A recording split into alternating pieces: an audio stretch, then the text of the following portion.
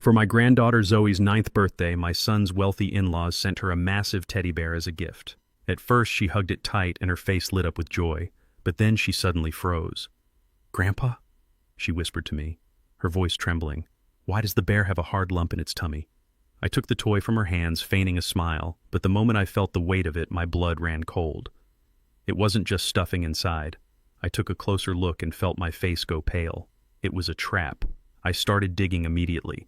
3 days later, the police showed up at my door, but they weren't there to arrest me. They were there for the people who thought they could destroy my family. Before I continue this story, let me know where you are watching from in the comments below. Hit like and subscribe if you have ever had to stand up to family members who underestimated your worth. I parked my rusted 2004 Chevy Silverado a block away from my son Tyrell's house.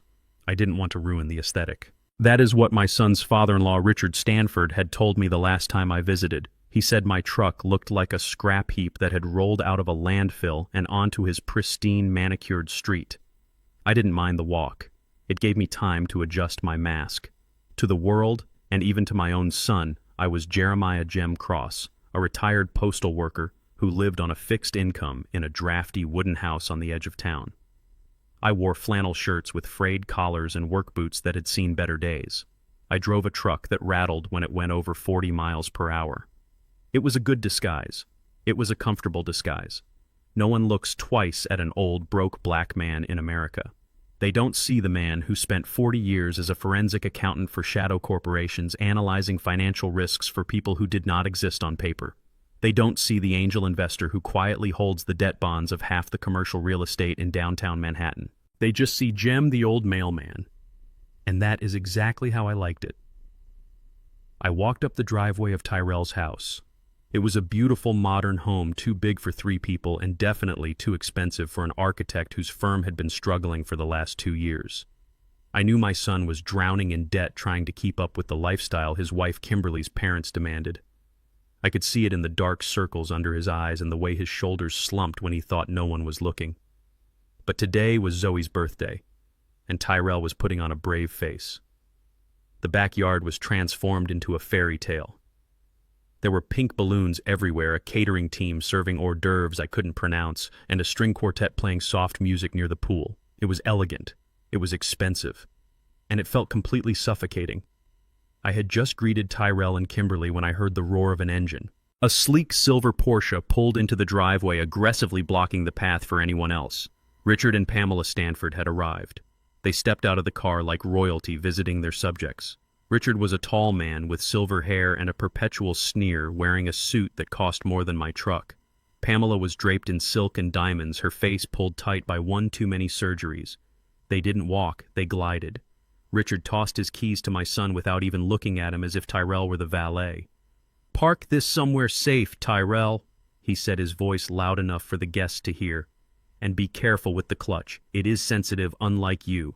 Tyrell caught the keys, his face flushing with humiliation, but he said nothing. He just nodded and went to move the car. I felt a flash of anger, but I pushed it down. Not yet, I told myself. Patience.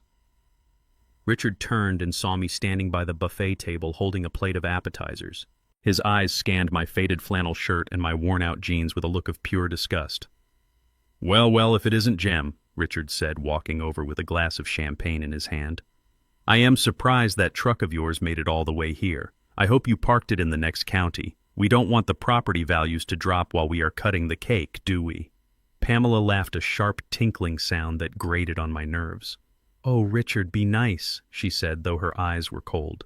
"Jem probably had to save up gas money for a week just to get here.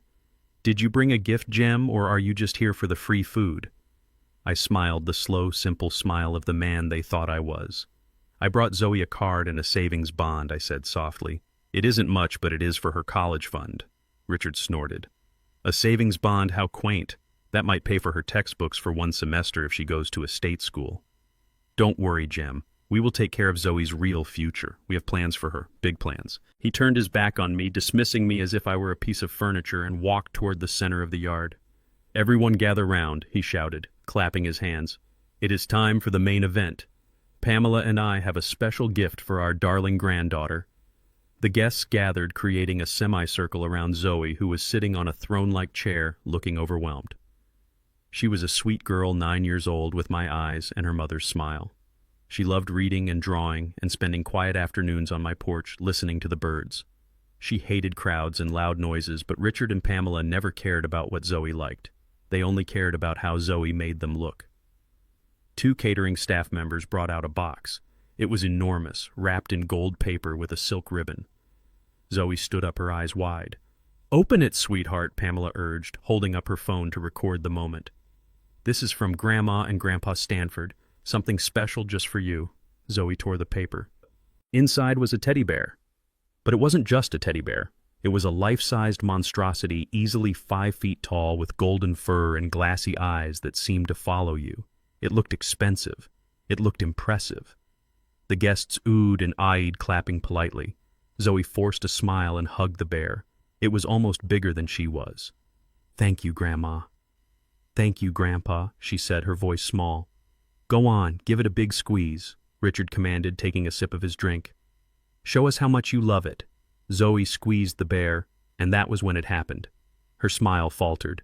She pulled back slightly, her eyebrows knitting together in confusion. She looked at her other grandfather, Richard, and then she looked at me. I was standing at the edge of the crowd watching her closely. I saw the panic in her eyes. She leaned in toward the bear again, pressing her ear against its chest. Then she looked at me again and mouthed the word Grandpa. I moved.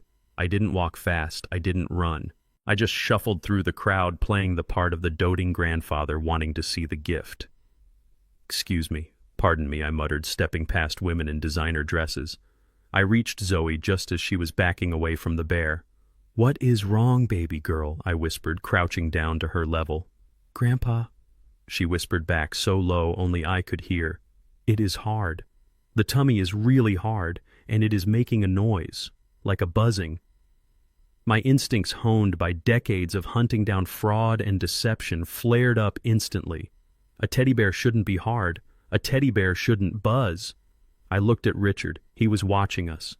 His eyes narrowed, his smile tight and predatory. He wasn't looking at Zoe with love. He was looking at her with expectation. He was waiting for something. I stood up and put my hand on the bear's shoulder. "Well, look at this giant fellow," I said, loud enough for the nearby guests to hear my voice taking on a goofy, exaggerated tone. "He is so big he might eat all the cake. All. Come on, Zoe, let's take him over to the gift table so he doesn't knock anyone over. I am a clumsy old man, and I don't want to trip over his big feet." I grabbed the bear. It was heavy, heavier than it should have been. The weight distribution was off. It was bottom heavy, as if something dense was packed into the lower torso. I hoisted it up, pretending to struggle more than I actually was, and carried it toward the garage, away from the prying eyes of the guests and away from Richard's calculating gaze. "Hey, put that down!" Richard barked, stepping forward. "Zoe wants to play with it here. She will play with it in a minute," I called back, not stopping. "I just need to fix a loose thread I saw on the back. We don't want it unraveling on her big day, do we? Just giving it a quick grandpa fix." I didn't wait for his permission. I ducked into the open garage and hit the button to lower the door just enough to block the view from the yard, but not enough to look suspicious. I dragged the bear behind Tyrell's tool bench into the shadows. My heart was hammering against my ribs, but my hands were steady. The trembling old man act vanished. I pulled a small, razor-sharp pocket knife from my jeans. I always carried it. Old habits die hard. I turned the bear over. There was a seam running down the back, meticulously stitched, but the thread was slightly different in shade from the rest. Someone had opened this bear and closed it up again recently. I inserted the tip of the blade and sliced the thread, 1 inch, 2 inches. I reached my hand inside the stuffing. My fingers brushed against polyester fiber fill, soft and yielding. I dug deeper. Then I felt it, a hard plastic box. I pulled it out carefully. It was a black, rectangular device about the size of a deck of cards with a small red light blinking rhythmically, a GPS tracker with a listening device, a high-end model, the kind private investigators use. Why would Richard bug a toy given to his own granddaughter? But that wasn't all. My hand went back inside. There was something else, something heavy and wrapped in plastic. I pulled it out and felt the air leave my lungs.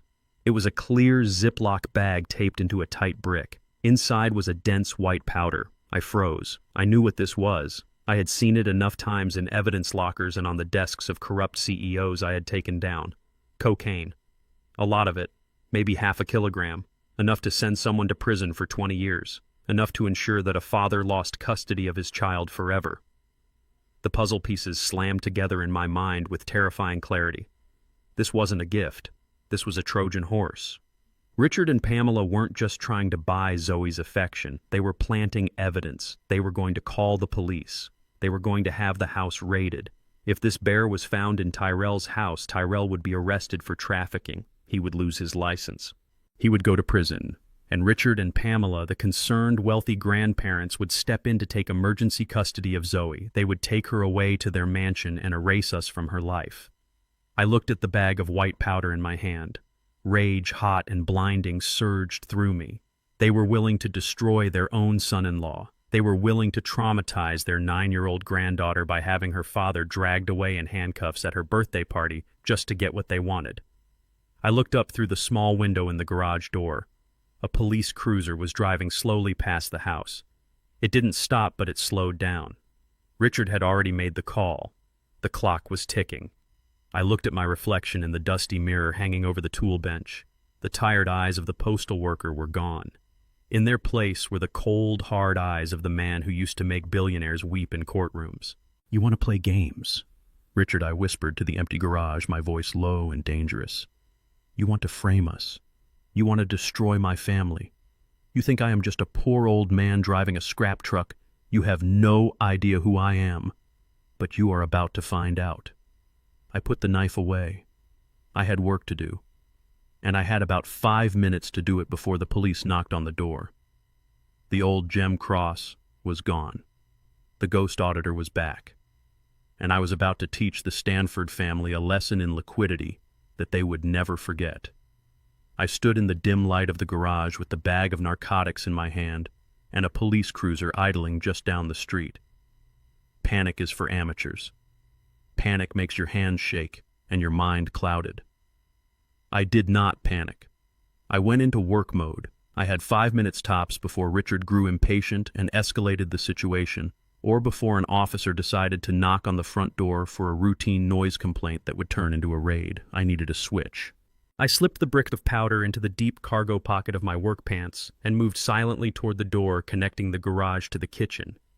The party was in full swing in the backyard. I could hear the string quartet playing a waltz and the clinking of champagne glasses. The kitchen was empty. The catering staff was outside serving the guests. I scanned the pantry shelves. My eyes landed on exactly what I needed: a 5-pound bag of premium organic all-purpose flour. Kimberly liked to bake when her anxiety wasn't paralyzing her. I grabbed the bag and a roll of heavy-duty duct tape from the utility drawer. I was back in the garage in 20 seconds. I laid the flour on the workbench next to the drugs. The weight was similar but not exact. The density was different. To an untrained hand it might feel the same, but if the police weighed it, the discrepancy would be obvious. But I wasn't trying to fool a lab. I was trying to fool a field test. I poured the flour into a heavy-duty freezer bag I found in a box of recycling. I taped it tight, shaping it into a brick that matched the dimensions of the cocaine. My hands moved with a speed and precision that defied my 69 years. This was muscle memory. Back in the 80s, when I was auditing shell companies in Panama, I had to swap out incriminating hard drives from server rooms while security guards were changing shifts. This was child's play compared to that. I slid the flour brick back into the teddy bear's hollow stomach. I nestled it right next to the GPS tracker. Then came the stitching. I didn't have a needle, but I had a small staple gun and a tube of super glue in my truck's toolbox. I retrieved them quickly. I pulled the golden fur together, overlapping the seams so the cut wouldn't be visible. I applied a thin line of glue and pressed the fabric down. It held. I ruffled the fur to hide the seam. It wasn't perfect, but in the dim light of a bedroom or under the quick glance of an officer, it would pass. I checked my watch. 4 minutes had passed. I took the real drugs and wrapped them in an old oily rag I used for the truck's engine. I shoved the bundle deep into the bottom of a bucket filled with used motor oil in the corner of the garage. It was a temporary hiding spot, but it would mask the scent from any K9 unit that wasn't specifically signaling on that exact bucket. I wiped my hands on my jeans, leaving a streak of grease. Good. It added to the character. I was just the dirty old grandpa fixing a toy. I picked up the bear. It looked innocent again, just a giant plush toy with a golden coat. But now, it wasn't a container for my son's destruction. It was a trap for Richard Stanford. I walked back out into the yard, hoisting the bear on my shoulder. Richard was watching me from across the lawn. He frowned when he saw me. He expected sirens by now. He expected chaos. Instead, he saw me smiling, that goofy, toothy smile, walking toward Zoe. "All fixed, baby girl," I said loud enough for Richard to hear. "Just a loose seam. Grandpa patched it up good as new." I handed the bear back to Zoe. She hugged it, but she looked at me with question marks in her eyes. I gave her a wink. "It is okay now," I whispered. "The tummy is just full of extra love." I needed to know exactly what Richard was planning. The GPS tracker inside the bear had a microphone. I knew these devices. They usually had a local storage option in case the signal dropped. I had noticed a micro SD card slot on the side of the black box when I was inside the bear. I had deftly popped the card out with my thumbnail before I sewed it back up. It was a tiny piece of plastic smaller than a fingernail, but it held the power to destroy the Stanford Empire. I slipped away from the party while everyone was singing happy birthday. I told Tyrell I wasn't feeling well and needed to lie down. He looked relieved. He didn't want his rich in-laws making any more comments about my appearance. I walked to my truck, the SD card burning a hole in my pocket. I sat in the cab of my Silverado and locked the doors. I pulled a small card reader from my glove compartment. I always kept one. Information is currency, and you never know when you might need to make a withdrawal. I plugged it into my laptop, which I kept hidden under the seat. I inserted the card. There were 3 audio files. I put in my earbuds and clicked the first one. It was time-stamped 2 days ago. The voice was unmistakable. It was Pamela Stanford. Her tone was sharp and impatient. "Are you sure this is enough, Richard?" she asked. 500 grams seems excessive. It has to be a felony amount." Pamela Richards' voice replied, smooth and arrogant. "We don't just want him arrested, we want him buried. If they find a personal use amount, he might get probation. We need trafficking charges. That is the only way the judge grants us immediate emergency custody of Zoe." I felt a cold rage settle in my stomach. They weren't just trying to frame Tyrell. They had calculated the exact legal weight needed to ensure he went to prison for life. They had researched the sentencing guidelines. This was premeditated evil. I clicked the second file, time-stamped yesterday. "What about the old man?" Pamela asked. "Jem, he is always around. What if he takes the fall for his son?" Richard laughed. "That broke old fool. He doesn't have the resources to fight a parking ticket, let alone a federal drug charge. Let him take the fall. It is even better. It proves Zoe is surrounded by a criminal family. The apple doesn't fall far from the tree. We will argue that Tyrell knew about his father's activities and endangered his daughter. We win either way. Besides, I have a feeling the police might get an anonymous tip that the drugs originated from Jem's house. I am going to have the tracker pinging from his address tonight." I froze. They weren't just targeting Tyrell, they were targeting me too. They wanted to wipe out the entire cross bloodline from Zoe's life. They wanted to make us look like a syndicate of thugs so they could step in as the white saviors and take my granddaughter away to Switzerland or wherever they planned to hide her. I listened to the third file. It was recorded just hours ago. "Once we have Zoe, we can access the trust fund," Richard said, his voice low and greedy. "The company needs that liquidity, Pamela. The hotels are bleeding cash. We need that $2 million by the end of the quarter, or the banks are going to call in the loans. Zoe is our golden ticket." There it was, the motive. It wasn't about love. It wasn't about protecting Zoe from a bad environment. It was about money. They were broke. The great Stanford Empire was a house of cards, and they were willing to send an innocent man to prison and orphan a 9-year-old girl just to pay their debts. I ejected the card and put it in my wallet. My hands were steady, but my heart was beating a war drum. They wanted to paint me as a criminal. They wanted to make me the villain. Fine, I would play the villain. But I would be the kind of villain they saw in their nightmares. I started the truck. I didn't go back to the party. I drove straight to my house. It was a small wooden structure on a quiet street with peeling paint and a porch that leaned to the left. To the neighbors, I was just the quiet old man who waved and kept to himself. Tonight, I was a fortress. I walked inside and placed the bear on the kitchen table. I had taken the bear back from Zoe when no one was looking, telling her I wanted to take it home to clean a spot of dirt I had gotten on it. She trusted me. She let me take it.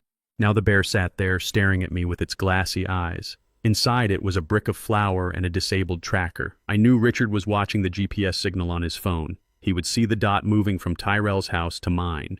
He would think his plan was working perfectly. He would think I had stolen the drugs, or that Tyrell had given them to me to hide.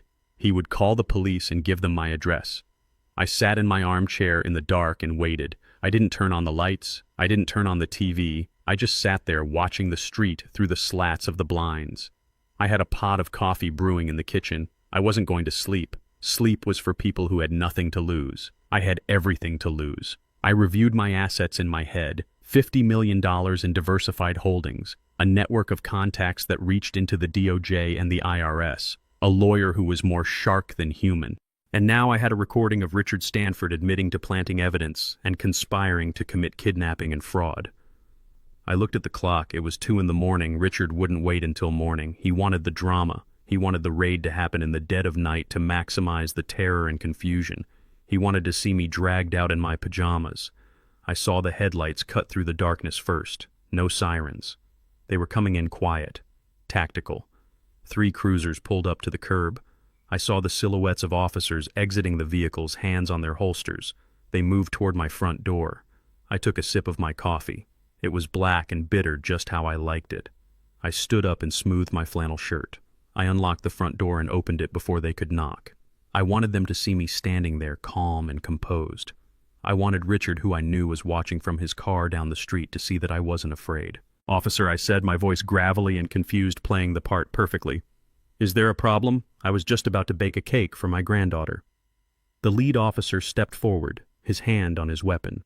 "Jeremiah Cross, we have a warrant to search these premises. Step aside." I stepped aside. Let the show begin. It was exactly 2:14 in the morning when the peace of my neighborhood was shattered. I had been sitting in the dark, nursing a cup of cold coffee, just watching the street through the slats of my blinds. I knew they were coming. I had seen the GPS dot on my cloned tracker app blink violently as Richard updated the location for the authorities. But knowing an avalanche is coming does not stop the ground from shaking when it hits. The first sign was not a siren. They came in silent mode to catch the dangerous criminal unawares. It was the synchronized slamming of car doors. 4 cruisers blocked my driveway and the street in front of my house. Then came the heavy boots thudding across my porch stairs. The wood groaned under the weight of armed men. "Police, open up, we have a warrant." The shout was accompanied by a fist pounding on my door so hard I thought the hinges would snap. I did not hurry. I stood up slowly, groaning audibly as if my joints were stiff from sleep. I shuffled to the door and unlocked the deadbolt. Before I could even turn the knob, the door was shoved open, pushing me back. Flashlights blinded me. I held up my hands, trembling just enough to sell the performance. "Please," I said, my voice cracking. "What is happening? I am just an old man."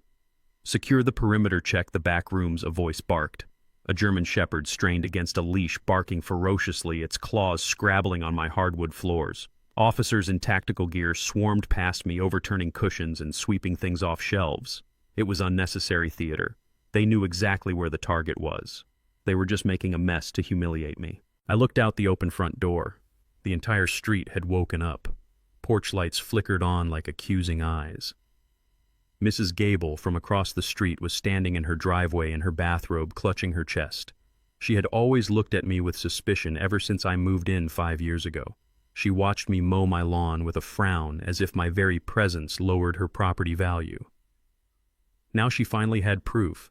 I saw her shaking her head, talking to Mr. Henderson next door. I could almost hear her thoughts. I knew it. I knew he was trouble. These people always bring trouble. The shame was a physical weight. Not for me, but for what they were trying to project onto me. They wanted to strip me of my dignity. They wanted to parade me in front of my white neighbors as a criminal. "Officer, please tell me what you are looking for," I pleaded, leaning against the wall for support. "We received a credible tip regarding narcotics distribution at this address," the lead officer said, "sir." He was a young man with a buzz cut and eyes that held no sympathy. "Jeremiah Cross, you are detained pending a search of the premises." Just then another car pulled up. It wasn't a police cruiser, it was a silver Porsche. Richard and Pamela Stanford stepped out. They were dressed immaculately even at this ungodly hour. Richard wore a cashmere coat over his suit and Pamela had a silk scarf wrapped around her neck. They didn't look sleepy. They looked energized. They walked up to the police line but stayed back just enough to look like concerned citizens. I saw Richard catch the eye of the lead officer. A subtle nod passed between them. The tip hadn't been anonymous. Or if it was, the police knew exactly who the concerned grandfather was. I sat on a kitchen chair where an officer had directed me. My heart was beating slow and steady, a rhythm of cold fury. They were destroying my home. They were pulling books off shelves and dumping drawers onto the floor. It was a violation. "Got it!" someone shouted from the living room. The officer emerged holding the golden teddy bear. It looked ridiculous in his grip, a giant plush toy held like a piece of evidence. The lead officer took the bear. He placed it on the kitchen table in front of me. "Is this yours, Mr. Cross?" "It is my granddaughter's," I said, my eyes wide with feigned confusion. "I brought it home to fix a tear." The officer pulled a knife from his belt. He didn't bother with the seam I had carefully stitched. He slashed the bear's stomach open in one violent motion. Stuffing exploded onto the table. He reached in. His hand groped around inside the golden fluff. "Got the package," he announced. He pulled out the brick. It was wrapped in the heavy freezer bag and duct tape, just as I had prepared it. It looked ominous. It looked illegal. It looked like 20 years in a federal penitentiary. Richard Stanford stepped onto the porch. He couldn't help himself. He needed to see the moment of my destruction up close. He stood in the doorway, his face a mask of false sorrow, but his eyes dancing with victory. "Oh, Jim," he said, shaking his head. "I never thought you would stoop this low. Storing drugs in a child's toy. In Zoe's toy. You are a monster." Pamela stood behind him, covering her mouth with her hand, gasping theatrically. Before I could respond, tires screeched outside. Tyrell burst through the police line. He must have seen the lights, or maybe Kimberly had called him. He was wearing sweatpants and a t-shirt, his face pale with terror. "Dad," he screamed, running toward the porch. An officer grabbed him, holding him back. "Let me go." "That is my father." Tyrell looked at the table. He saw the bear. He saw the brick of white powder. He looked at Richard standing there with his judgment, and then he looked at me sitting in the chair looking frail and defeated. My son didn't hesitate. He didn't ask questions. He didn't doubt. He just saw his father in a trap and threw himself in front of the bullet. "It is mine," Tyrell shouted, his voice cracking with desperation. "It isn't his. He didn't know. I put it there. Arrest me, not him." My heart broke and swelled at the same time. My foolish, brave son. He was willing to go to prison to confess to a crime he didn't commit just to save me. He thought I had turned to crime to help him pay his debts. He thought this was his fault. Richard turned to Tyrell, his expression shifting to one of mock pity. "Tyrell, don't try to cover for him. We know the truth. We know where this came from. You are just as bad as he is, exposing Zoe to this filth." "Officer, arrest him too," Richard commanded, pointing a manicured finger at Tyrell. "He is an accomplice. He just confessed." The lead officer looked from me to Tyrell. He seemed unsure for the first time. The narrative was getting messy. "Wait," I said. My voice wasn't trembling anymore. It was firm enough to cut through the noise. "Tyrell, stop talking. You don't know what that is." "Of course he knows what it is," Richard sneered. "It is cocaine gem, enough to put you away until you die." The officer picked up the brick. He took a small field test kit from his pocket. He pulled out a vial of clear liquid. He used his knife to puncture the tape and the plastic bag. A small puff of white dust escaped. "Let's verify the substance," the officer said. He scooped a small amount of the white powder onto the tip of his knife and dropped it into the vial. He shook it. The room went silent. Richard leaned forward, his breath held. Tyrell was sobbing quietly, his head in his hands. Pamela was already typing something on her phone, probably a press release about the tragedy of her son-in-law's criminal family. We all watched the vial. If it was cocaine, the liquid would turn a bright, vivid blue. The liquid swirled. It turned a cloudy, milky white. It stayed white. The officer frowned. He shook it again. Nothing. He held it up to the light. "Negative," he muttered. "What?" Richard snapped, his voice losing its smooth polish. "That is impossible. Test it again. Your kit is defective." The officer looked at Richard, annoyed. He opened a second vial. He repeated the process. He scooped more powder. He shook it. Cloudy white. No blue. "It is not cocaine," the officer said. He dipped a finger into the tear in the bag and touched the powder to his tongue. He spat it out on the floor. "It is flour," he said. "It is baking flour." The silence that followed was heavy and absolute. It pressed against the walls of the kitchen. Tyrell lifted his head, his eyes red and confused. Pamela stopped typing. Richard looked like he had been slapped in the face with a wet towel. His mouth opened and closed, but no sound came out. I stood up slowly. I adjusted my flannel shirt. I looked at the officer, and then I looked at Richard. I let my face relax into an expression of senile innocence. "Oh dear," I said, scratching my head.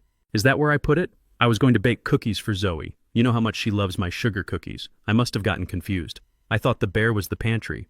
My memory, you know. It isn't what it used to be. I do strange things sometimes.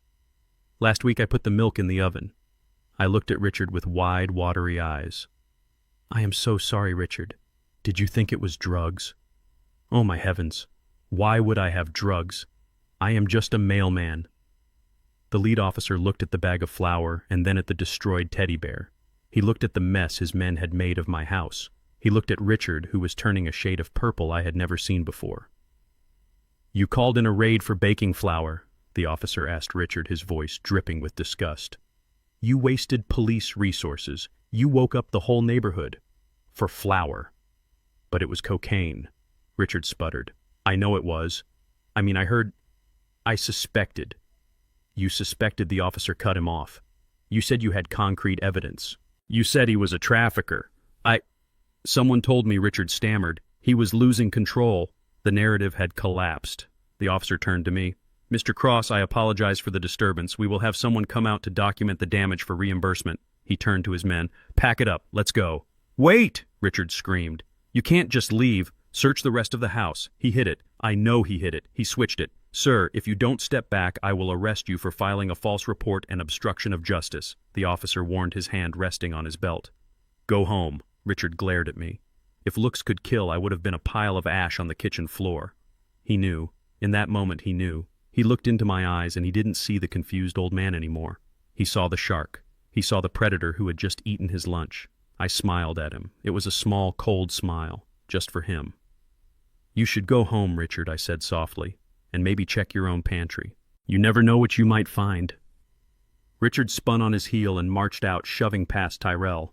Pamela scurried after him, looking terrified. They got into their Porsche and sped away, the engine roaring in the quiet night. Tyrell stood in the kitchen looking at me. He looked at the flour. He looked at the bear. "Dad," he whispered, "what just happened?" I walked over to him and put my hand on his shoulder. I squeezed it tight. "Nothing, son," I said. "Just a misunderstanding. Go home to Kimberly. Tell her everything is fine." Tyrell looked at me for a long time. He saw something in my face he hadn't seen before. He nodded slowly. "Okay, Dad. Okay." He left, closing the door softly behind him. I was alone, in the ruin of my house. I picked up the bag of flour, premium organic. I wasn't lying about the cookies. I poured the flour into a glass jar and set it on the counter. I looked out the window. The police were gone. The neighbors had turned off their lights, disappointed that the show was over. Mrs. Gable was probably already on the phone spreading the gossip. Let them talk. I went to the garage and pulled the bucket of motor oil from the corner. I reached in and pulled out the oily rag bundle. The real drugs. I needed to dispose of them properly. I couldn't just flush them. That was amateur hour. I had work to do. Richard Stanford had fired the first shot. He had tried to frame me. He had tried to destroy my son. He had insulted my intelligence. I walked to my bedroom and pulled a burner phone from a hollowed-out book on my nightstand. I dialed a number I hadn't called in 5 years. "Alana," I said, when the voice on the other end answered, crisp and alert, even at 3 a.m. Gem Alana Hart replied. "I thought you were retired." "I was," I said, "but I think I just found a new project. I need you to run a full forensic audit on the Stanford Hotel Group. I want to know every debt, every lien, every hidden account. And Alana, yes, boss, find out who their suppliers are. I have a feeling they're about to have some serious supply chain issues." I hung up. The night was quiet again, but it was the quiet before the storm. And this time, I was the one bringing the thunder. The morning sun did not bring relief. It brought my son to my doorstep looking like a man walking to the gallows. Tyrell sat at my kitchen table, his head in his hands, his shoulders shaking with silent sobs. I placed a mug of black coffee in front of him. I did not touch him. I did not offer empty platitudes. I waited. "Dad," he finally whispered, his voice raw. "I owe them. I owe them everything." I sat down opposite him. The adrenaline from the police raid had faded, leaving a cold clarity in its place. "Tell me. It started 6 months ago, Tyrell said, wiping his eyes with the back of his hand. My firm was doing well, Dad. We had 3 major contracts lined up. The city library renovation, the new medical center annex, and the boutique hotel downtown. It was supposed to be our breakout year. Then one by one they vanished. He looked up at me and the pain in his eyes was devastating. The library board suddenly decided to go with a different firm, citing budget concerns. The medical center pulled the contract due to a scheduling conflict that didn't exist. The hotel developers just stopped answering my calls. In 2 weeks I went from projected record profits to insolvency. I had payroll to meet Dad, I had a mortgage, I had Kimberly's credit card bills, and Richard offered to help, I said. It wasn't a question. Tyrell nodded. He came to me like a savior. He said he knew business was tough. He said family helps family. He offered me a loan, $200,000. Just to bridge the gap, he said. No interest, just a handshake. I closed my eyes. The oldest trick in the Predator's handbook. Create the crisis, then sell the solution. I took the money, Tyrell continued. I paid my staff. I kept the lights on. But the new contracts didn't come. Every time I bid on a project, I got undercut or disqualified on technicalities. It was like I was cursed. And then yesterday, before the party, Richard called me into his study. He said the loan was due. He called the note. I said, my voice flat. He said he needed the liquidity, Tyrell said. He said if I couldn't pay him back immediately, he would foreclose on the house. He holds the lien, Dad. I didn't know he bought the mortgage from the bank. He owns my house. He owns my firm. He owns me. It was worse than I thought. Richard hadn't just lent him money. He had systematically dismantled my son's livelihood while simultaneously tightening a noose around his neck. It was financial strangulation disguised as charity. But that is not the worst part, Tyrell said, his voice dropping to a terrified whisper. He gave me a choice. He said he would forgive the debt. He would let us keep the house. He would even invest in the firm to get us back on track. In exchange for what? Tyrell reached into his jacket pocket and pulled out a thick document. He slid it across the table.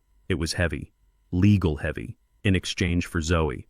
I picked up the document. My eyes scanned the legalese.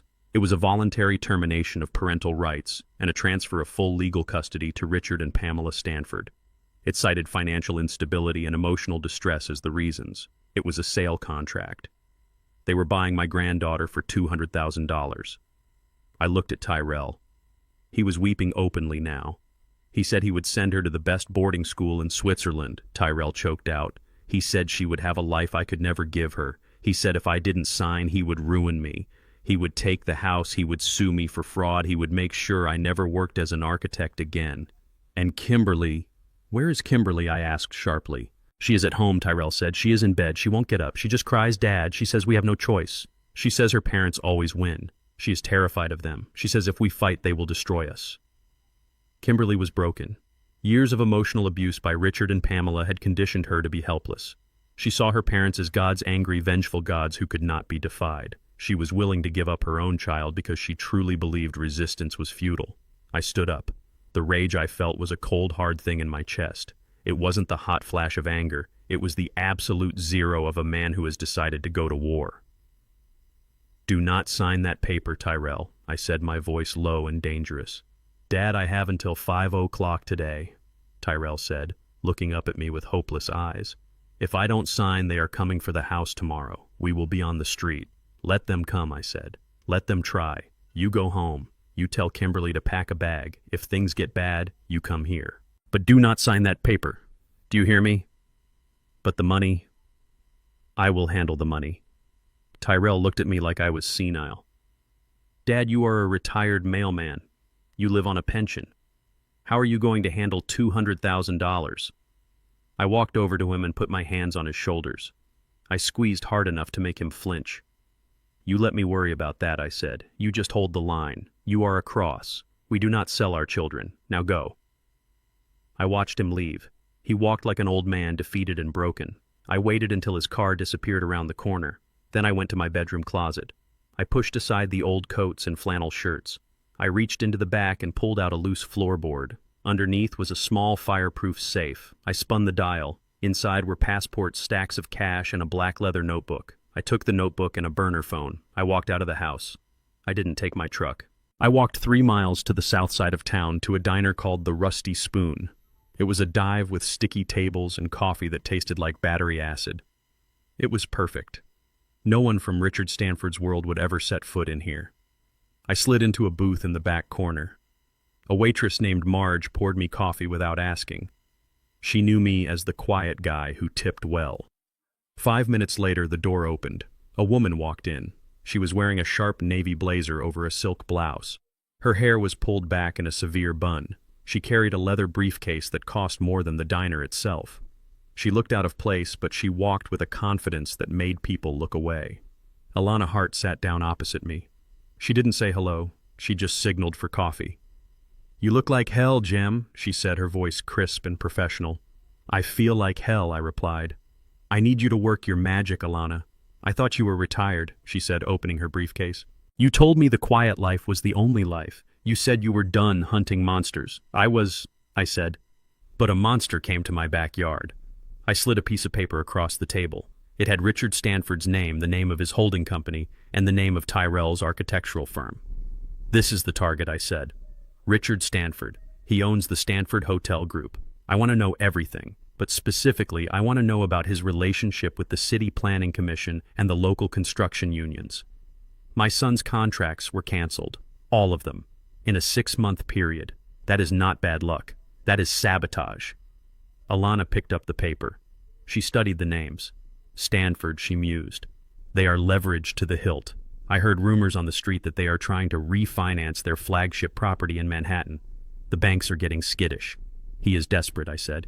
"He is trying to steal my granddaughter's trust fund to cover his liquidity crisis.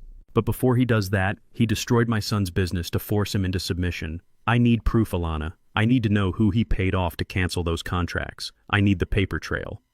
Alana smiled. It was a shark's smile. It was the smile of a woman who enjoyed tearing apart corrupt empires. "Forensic accounting is not just about math, Jem," she said, echoing the lesson I had taught her 15 years ago. "It is about psychology. Follow the greed." "Exactly," I said. "Richard is arrogant. He thinks he is untouchable. He probably didn't even hide the bribes well. He thinks no one is looking." "I will find it," Alana promised. "If money moved, I will see the tracks. But Jem, this is expensive work. My retainer has gone up since you left the game." I reached into my pocket and pulled out a thick envelope. I slid it across the table. It was $10,000 in cash.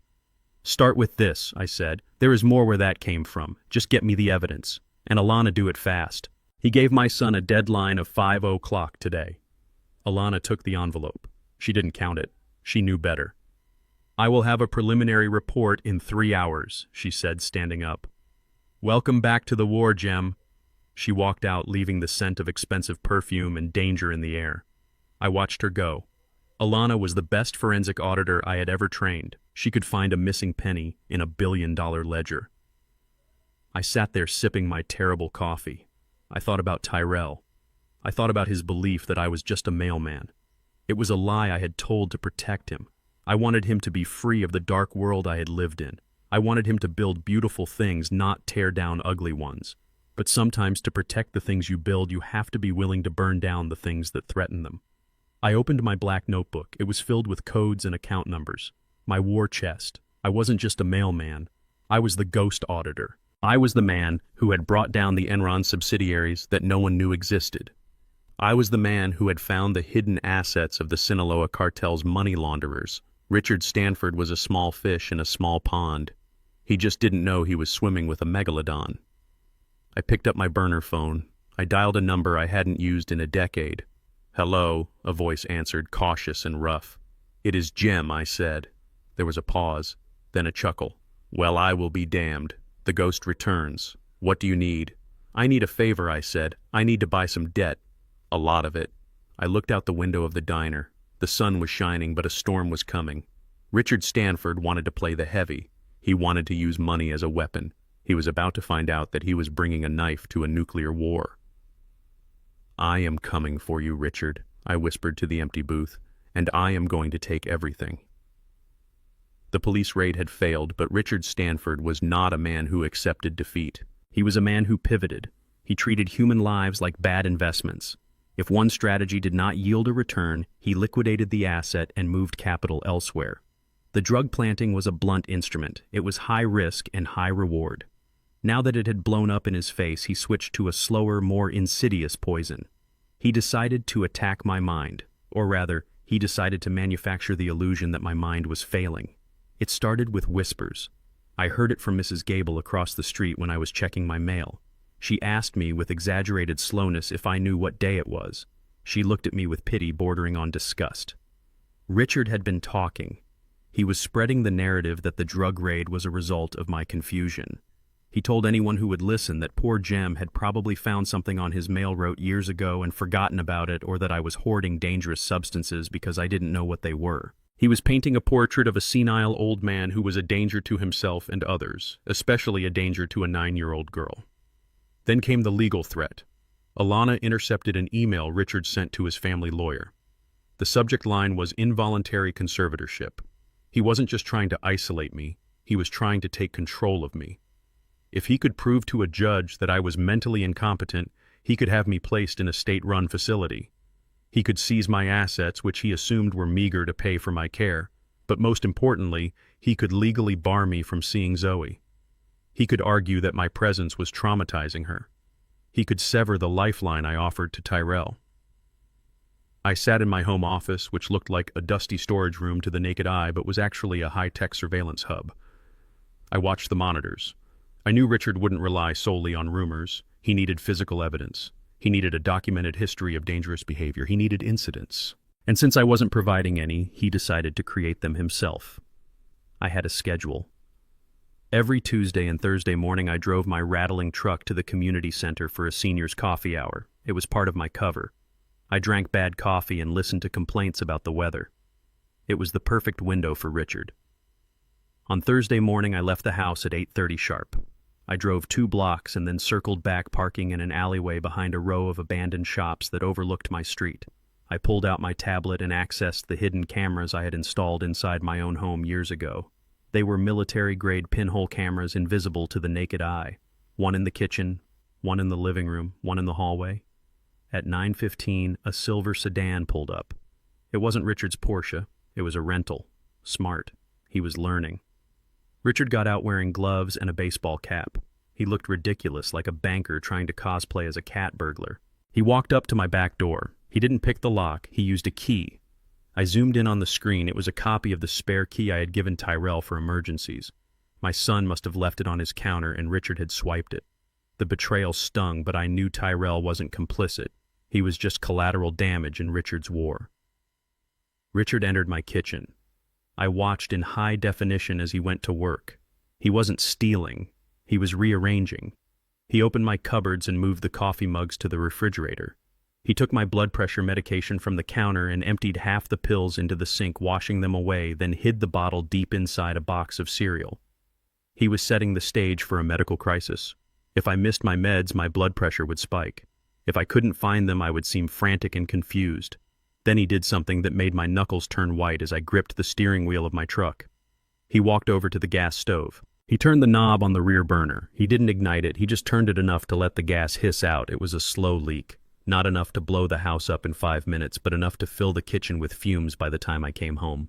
He wanted me to walk in and pass out. Or better yet, he wanted to come over later for a surprise visit and find me unconscious or dazed, surrounded by the smell of gas. He would call the fire department. He would play the hero. He would tell the paramedics, "Look, he left the gas on again. He is losing it. He is going to kill us all. It was attempted murder. It was calculated, cold-blooded attempted murder disguised as the negligence of a decaying mind." Richard moved to the living room. He knocked a framed photo of Zoe off the side table, shattering the glass. He left it there on the floor. He pulled cushions off the sofa and threw them haphazardly. He wanted it to look like I had had an episode of rage or confusion before I left. He checked his watch. He looked satisfied. He exited the back door, locking it behind him. I waited until his rental car disappeared. Then I drove back to my house. I didn't go inside immediately. I walked to the back and shut off the main gas valve outside. I opened all the windows from the outside using a latch tool I kept in the shed. I let the house air out for an hour. When I finally went inside, the smell was faint but lingering. I cleaned up the glass photo frame, but I didn't fix the cushions. I retrieved my medication bottle from the cereal box. I checked the count. I had a backup supply in my safe, so I wasn't worried about my health. I was worried about the narrative. I knew they were coming back. They needed an audience for the second act of their play. Sure enough, at 4 o'clock in the afternoon, the silver Porsche pulled into my driveway. Richard and Pamela. They were here for the welfare check. I sat in my armchair amidst the disarray Richard had created. I unbuttoned the top of my flannel shirt and messed up my hair. I took out my false tooth, effectively giving me a gap-toothed, slightly unhinged appearance. I stared at a blank wall, mumbling to myself. The door opened. They didn't knock. Jem Richard called out, his voice dripping with fake concern. "We were calling you." You didn't answer. They walked into the living room. Pamela gasped when she saw the cushions on the floor. She pressed a hand to her chest. "Oh my God. Richard, look at this place." Richard walked over to me. He sniffed the air. "Do you smell gas, Pamela?" "I smell it," she said, her eyes wide. I looked up at them slowly. I let my eyes drift past Richard as if I couldn't quite focus on him. "The mailman didn't come today," I said, my voice raspy and thin. I waited for the letter from the president. Richard smiled. It was a shark's smile. He turned to Pamela. "See, he is completely gone. He thinks he is waiting for mail from the president." Jem Richard said, loudly enunciating every word like he was speaking to a toddler. "It is Richard, your son's father-in-law. Do you know who I am?" I squinted at him. "You look like the tax collector," I said. "I paid my taxes. In 1984. I have the receipt. It is in the shoebox." Pamela pulled out her phone. She started recording. This was it. The evidence they needed. Richard walked into the kitchen. "Oh my God," he shouted from the other room. "The stove, the burner is on." He left the gas on Pamela. He could have killed the whole neighborhood. He came back into the living room, shaking his head. "This is it. We can't ignore this anymore. He is a danger to himself. We have to call social services. We have to get an emergency order." I stood up, shaky on my legs. I shuffled toward Pamela. "Who is this lady?" I asked, pointing a trembling finger at her. "Is this the nurse? I don't want my sponge bath. The water is too cold." Pamela recoiled, visibly disgusted. "I am not a nurse, you old fool. I am Pamela. Betty," I said, nodding. "You look like my cousin Betty. She stole my chickens." Richard was typing furiously on his phone, probably texting his lawyer. Or Tyrell. "Look at him," he said to Pamela. "He doesn't even know where he is. This is dementia rapid onset. It explains everything. The drugs in the bear, he probably forgot he put them there. He probably thought it was sugar." I shuffled closer to Richard. I grabbed his lapel with a surprisingly strong grip for a senile man. "Did you see the cat?" I whispered, leaning in close. "The big silver cat. It came in my house. It moved my coffee cups. It put my pills in the cereal. Bad cat." Richard shoved me away. "Get off me, Jem. You are losing your mind." He brushed his suit jacket as if my touch had contaminated him. "We are leaving," he announced. "We have seen enough. We are going to get you help, Jem, whether you want it or not." They turned to leave. They had what they came for. A video of me acting crazy. A witness to the gas leak. A house in disarray. They thought they had the final nail in my coffin. I watched them go. I stood in the doorway and waved. "Goodbye, Betty," I called out. "Don't steal the chickens." As soon as the Porsche turned the corner, I straightened my back. I popped my tooth back in. I walked to my office and sat down at the computer. I pulled up the footage from the morning. There was Richard in 4K resolution entering my home unlawfully. There was Richard tampering with my medication. There was Richard turning on the gas stove, creating a potentially lethal hazard. I saved the file. I encrypted it. I sent a copy to a secure cloud server and another directly to Alana Hart's inbox. I picked up my phone and dialed Alana. "Did you get the file?" I asked, my voice crisp and commanding, the old man gone. "I am watching it now," Alana said. Her voice was cold. "This is breaking and entering, tampering with a consumer product. Reckless endangerment. Attempted murder if we can prove intent to cause an explosion. Jem, this guy is sloppy. He is arrogant," I corrected. "He thinks I am a bug. He doesn't think he needs to be careful when he steps on a bug. He gave us the ammunition," Alana said. "We can file charges right now. We can have him arrested tonight." "No," I said. "Not yet. He thinks he won. He thinks he has the evidence to lock me away. Let him file the petition for guardianship. Let him stand in front of a judge and swear under oath that I am incompetent. Let him commit perjury. I want him to hang himself with his own rope." I have more news, Alana said. I traced the suppliers for his hotel renovations. He is using shell companies to inflate construction costs and siphon money out of the business. He is embezzling from his own shareholders. But here is the kicker. He is laundering money for the Albanian mob in New Jersey. That is who he owes. That is why he is desperate. The Albanians, I mused. That explained the panic. They don't sue you when you don't pay. They break your legs. Or worse. Richard Stanford was walking a tightrope over a pit of vipers, and he just tried to push me in. Let him proceed with the court case, I told Alana. Prepare the counterfiling, but I want to have a little fun first. He invited himself into my house. I think it is time I returned the favor. I am going to host a dinner party, Alana, a reconciliation dinner. You are going to cook for him, Alana asked, skeptical.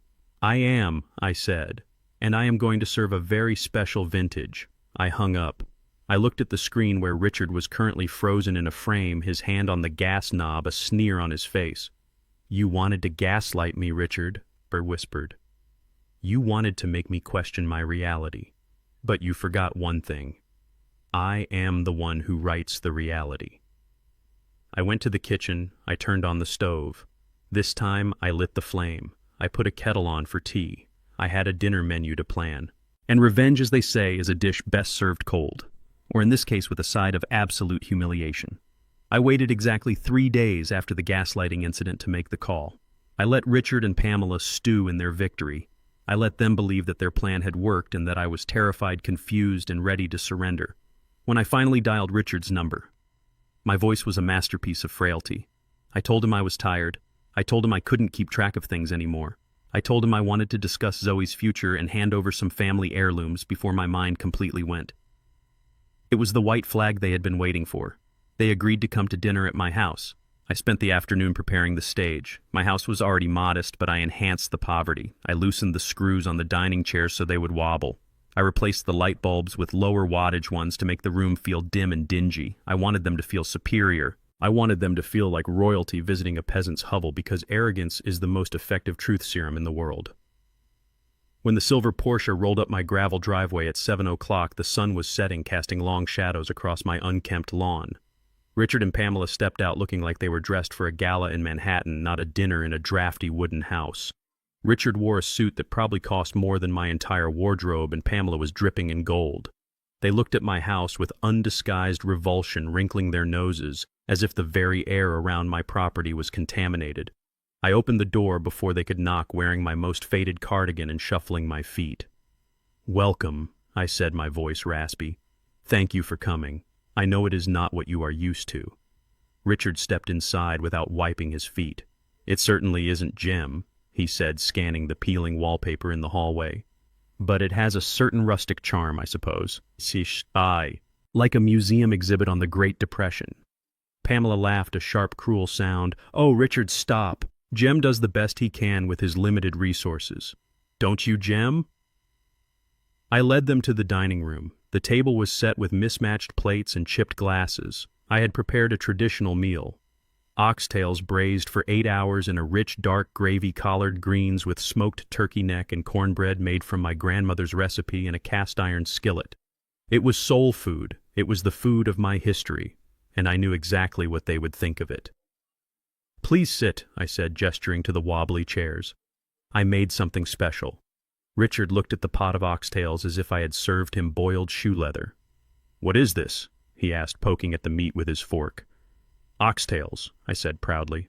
And greens. Good for the blood. Richard pushed his plate away a few inches. Heavy, isn't it? He said with a sneer. Very greasy. I have to watch my cholesterol, Jim. This kind of food is why your people have such high rates of heart disease, isn't it? All that fat and salt. It clogs the brain too, I imagine. I gripped the edge of the table, my knuckles turning white, but I kept my face blank. My people, I repeated softly. You know what I mean, Pamela chimed in, waving her hand dismissively. Poor people, people who don't know about nutrition. We usually eat grilled salmon or a light salad. But thank you for the effort. I am sure it is very filling. They ate like they were doing me a favor, taking tiny bites and making faces at each other when they thought I wasn't looking. They insulted my home, my cooking, and my life with every breath. They felt safe. They felt powerful. They were in the home of a senile old man who was about to sign over his rights. I cleared the plates, pretending not to notice that they had barely touched the food. "Now for a drink," I said. "I don't have much, but a friend gave me a bottle of wine a long time ago. I found it in the cellar. I hope it hasn't turned to vinegar." I walked to the sideboard and picked up the bottle I had placed there earlier. It was covered in a thick layer of dust that I had carefully applied. I shuffled back to the table and set it down. It was a Chateau Petrus 1989, one of the most legendary vintages in history, a bottle that currently sold for over $5,000. I had received a case of it as a bonus from a hedge fund manager whose assets I had saved from a hostile takeover in the 90s. Richard looked at the dusty bottle and rolled his eyes. "Supermarket wine," he muttered to Pamela. "Probably has a screw top." I pulled out a corkscrew and opened the bottle with clumsy hands, feigning a struggle. I poured a generous amount into Richard's chipped glass and then into Pamela's. The aroma hit the air immediately. Rich, complex notes of black truffle, dark berries, and mocha filled the small dining room. Richard froze. His nostrils flared. He was a snob, but he knew wine. He looked at the glass, confused. He picked it up and swirled it, watching the heavy legs of the wine coat the sides. He took a sip. His eyes widened. He held the liquid in his mouth, letting it wash over his palate.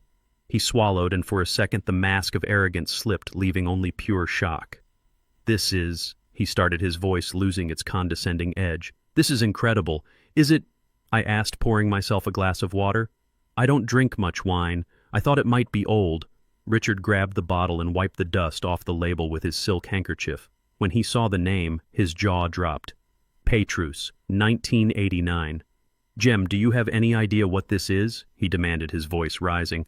"This is a $5,000 bottle of wine. Where did you get this? Did you steal it from a package on your route?" I chuckled, a dry, senile sound. "Steal it? No. A man gave it to me, a long time ago. I helped him clean out his garage. He said it was payment for taking out the trash." Richard looked at me with a mixture of greed and fury. He couldn't reconcile the reality. He was drinking liquid gold in a shack poured by a man he considered beneath him, but the wine was too good to resist. He drank the glass in 3 large gulps and poured himself another, filling it to the brim. "What a waste," he muttered to Pamela. "Giving a bottle like this to a man who thinks it is payment for cleaning a garage. He probably used the rest of the case for cooking vinegar." He drank more. The alcohol combined with the rich food hit him fast. His face flushed. He loosened his tie. This was the moment. The predator was fed and watered. Now he would get careless. There was a knock at the door. "Who is that?" Pamela asked, jumping slightly. "Oh, that must be my neighbor Sarah," I said, standing up slowly. "She comes by sometimes to check on me. She is a sweet girl, just moved in down the road." I went to the door and opened it. Alana Hart stood there. She had transformed. Gone was the power suit and the severe bun. She was wearing an oversized knit sweater, leggings, and glasses. Her hair was messy. She looked like a tired grad student or a struggling artist. She held an empty measuring cup. "Hi, Mr. Jem," she said, her voice pitched higher, softer. "I am so sorry to bother you. I am baking brownies and I realized I am out of sugar. Could I borrow a cup?" "Come in, child. Come in," I said, ushering her into the dining room. "Richard, Pamela, this is Sarah. She looks out for me." Alana walked in, clutching her cup, looking shy and overwhelmed by the presence of the wealthy couple. "Hi," she squeaked. "I didn't know you had company. Nice to meet you." Richard barely glanced at her. He was on his 3rd glass of Petrus. "Just grab your sugar and go," he grunted. "We are discussing family business." "I will get it for you," I said, heading to the kitchen. "Sarah, why don't you wait here for a second?" Alana nodded and stood near the sideboard, blending into the background. She pulled her phone out of her pocket, casually holding it at her waist. The recording app was already running. I stayed in the kitchen, rattling jars, making noise, taking my time. I wanted them to talk. Richard poured more wine. "This is the only good thing in this godforsaken house," he said, slurring slightly. "At least we will get something out of this trip." Pamela looked nervous. "Richard, keep your voice down. The girl is right there." "She is a nobody," Richard scoffed. "Look at her. She probably lives in a trailer. Who cares what she hears? She wouldn't understand high finance if it hit her in the face." He took another long drink, draining the glass. "I need this," he exhaled. "God, I needed this. The pressure is killing me, Pam. The Albanians are calling every day now." The Albanians, Pamela whispered, harsh and fearful. You said you handled them. You said the refinance went through. It didn't go through. Richard snapped, slamming the glass down. The bank saw the books. They saw the shell companies. They froze the application. I have zero liquidity, Pam. Zero. I had to move the payroll account just to cover the interest on the street loan. If we don't get that trust fund released, if we don't get Zoe, I am a dead man. Alana stood still, her thumb hovering over her phone screen, adjusting the gain on the microphone. So the plan is still on? Pamela asked. Of course it is on, Richard hissed. We get the old man declared incompetent. We get Tyrell to sign over custody. We ship the girl to Switzerland. My contact at the bank in Zurich says as long as I have the guardianship papers, he can release the funds as an educational withdrawal. $2 million tax-free. It covers the Albanians and gives us operating capital for the next quarter. But what if Jem fights back? Pamela asked, looking toward the kitchen. Fight back. Richard laughed, a cruel, ugly sound. Look at him, Pam. He is feeding us $5,000 wine because he thinks it is trash. He doesn't know what day it is. He is a bug. And I am the boot. I just need to crush him a little harder. Tomorrow I file the petition. I already bribed Dr. Evans to sign the affidavit. $5,000, and he swears Jem has advanced dementia. It is done. I walked back into the room holding a bag of sugar. Here you go, Sarah, I said. Thank you, Mr. Jem, Alana said, taking the bag. It was nice meeting you folks. She scurried out the door. As soon as she was outside, she sent me a text. Got it all. Every word. The bribery, the fraud, the Albanians. He is done. I sat back down at the table. Richard was staring at the empty wine bottle. Is there any more? He demanded. No, I said. That was the last one. Richard sighed, burping loudly. Well then, let's get down to business. You said you wanted to discuss Zoe. I looked at him. I looked at the man who had eaten my food, drunk my wine, and plotted the destruction of my family and my own home. Yes, I said, my voice suddenly steady, the tremor gone. I want to discuss Zoe. And I want to discuss the Albanians. Richard froze. The glass stopped halfway to his mouth. He blinked, trying to clear the wine fog. What did you say? He whispered. I said I want to discuss your cash flow problem, Richard, I said, leaning forward, my eyes locking onto his. And the $5,000 you paid Dr. Evans. And the fact that you are laundering money through your hotel renovations. Richard dropped the glass. It shattered on the floor. He stared at me, and for the first time he didn't see the mailman. He saw the ghost. Who are you? He breathed. I am the boot, I said, and you are the bug. The shattered remains of the $5,000 wine glass lay on the floor, a sparkling testament to Richard Stanford's terror. He had fled my house with Pamela dragging her by the arm, leaving behind the scent of fear and expensive cologne. I swept the shards into a dustpan, my movements slow and rhythmic. The adrenaline was fading, leaving behind a cold, hard clarity. I knew Richard. I knew his type. He was a cornered rat. And rats, when cornered, do not surrender. They bite. They claw. They do anything to survive. He would not stop because I had scared him. Fear would only make him more desperate. He needed a way out, and he needed it now. The front door opened again. Alana stepped back inside. She had dropped the disguise. The glasses were gone, and her posture was back to that of the predator I had trained. She locked the door behind her and threw a heavy manila envelope onto the dining table. It landed with a thud that echoed in the quiet room. You were right, Jem, she said, her voice devoid of the playful tone she had used as the neighbor Sarah. It is worse than we thought. It is not just about the hotels. It is not just about the mob. It is about the timeline. I sat down and opened the envelope. Inside was a photocopy of a legal document dated 15 years ago. It was a last will and testament. But it wasn't Richard's. It was Eleanor Vance's, Kimberly's mother. I remembered her vaguely, a quiet woman who had died of cancer when Kimberly was just 20. Richard had played the grieving widower perfectly at the funeral, but I remembered the dry eyes and the quick remarriage to Pamela less than a year later. Look at page 4, Alana said, pointing a manicured finger at a highlighted paragraph. I read the text. My eyes narrowed. It was a trust clause. Eleanor Vance had left a specific bequest, not to her husband, not even directly to her daughter, who she likely knew was under Richard's thumb. She had left it to her future grandchildren. $2 million, I whispered. $2 million parked in a high-yield bond fund since 2005, Alana confirmed. With compound interest and market growth, that fund is sitting closer to $3 million today. It is untouchable, Jem. Eleanor knew who she was married to. She locked it down tight. The trustee is a third-party firm in Boston. Richard cannot touch the principal. Kimberly cannot touch it. It is exclusively for the benefit of the issue of Kimberly Stanford.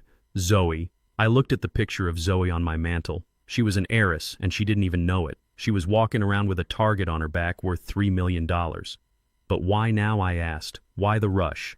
Zoe is 9. She can't access that money until she is 21 or 25. That is what I thought too, Alana said, pacing the small room. So I dug into the bypass clauses. Every trust has an emergency release valve. Usually it is for medical emergencies or extreme hardship. But this one has a very specific educational clause. She pulled another paper from the stack. It was a printout of the Swiss boarding school Richard had mentioned in the recording. The Institut Le Rose, the most expensive school in the world. Read the fine print on the trust, Alana urged. I read it.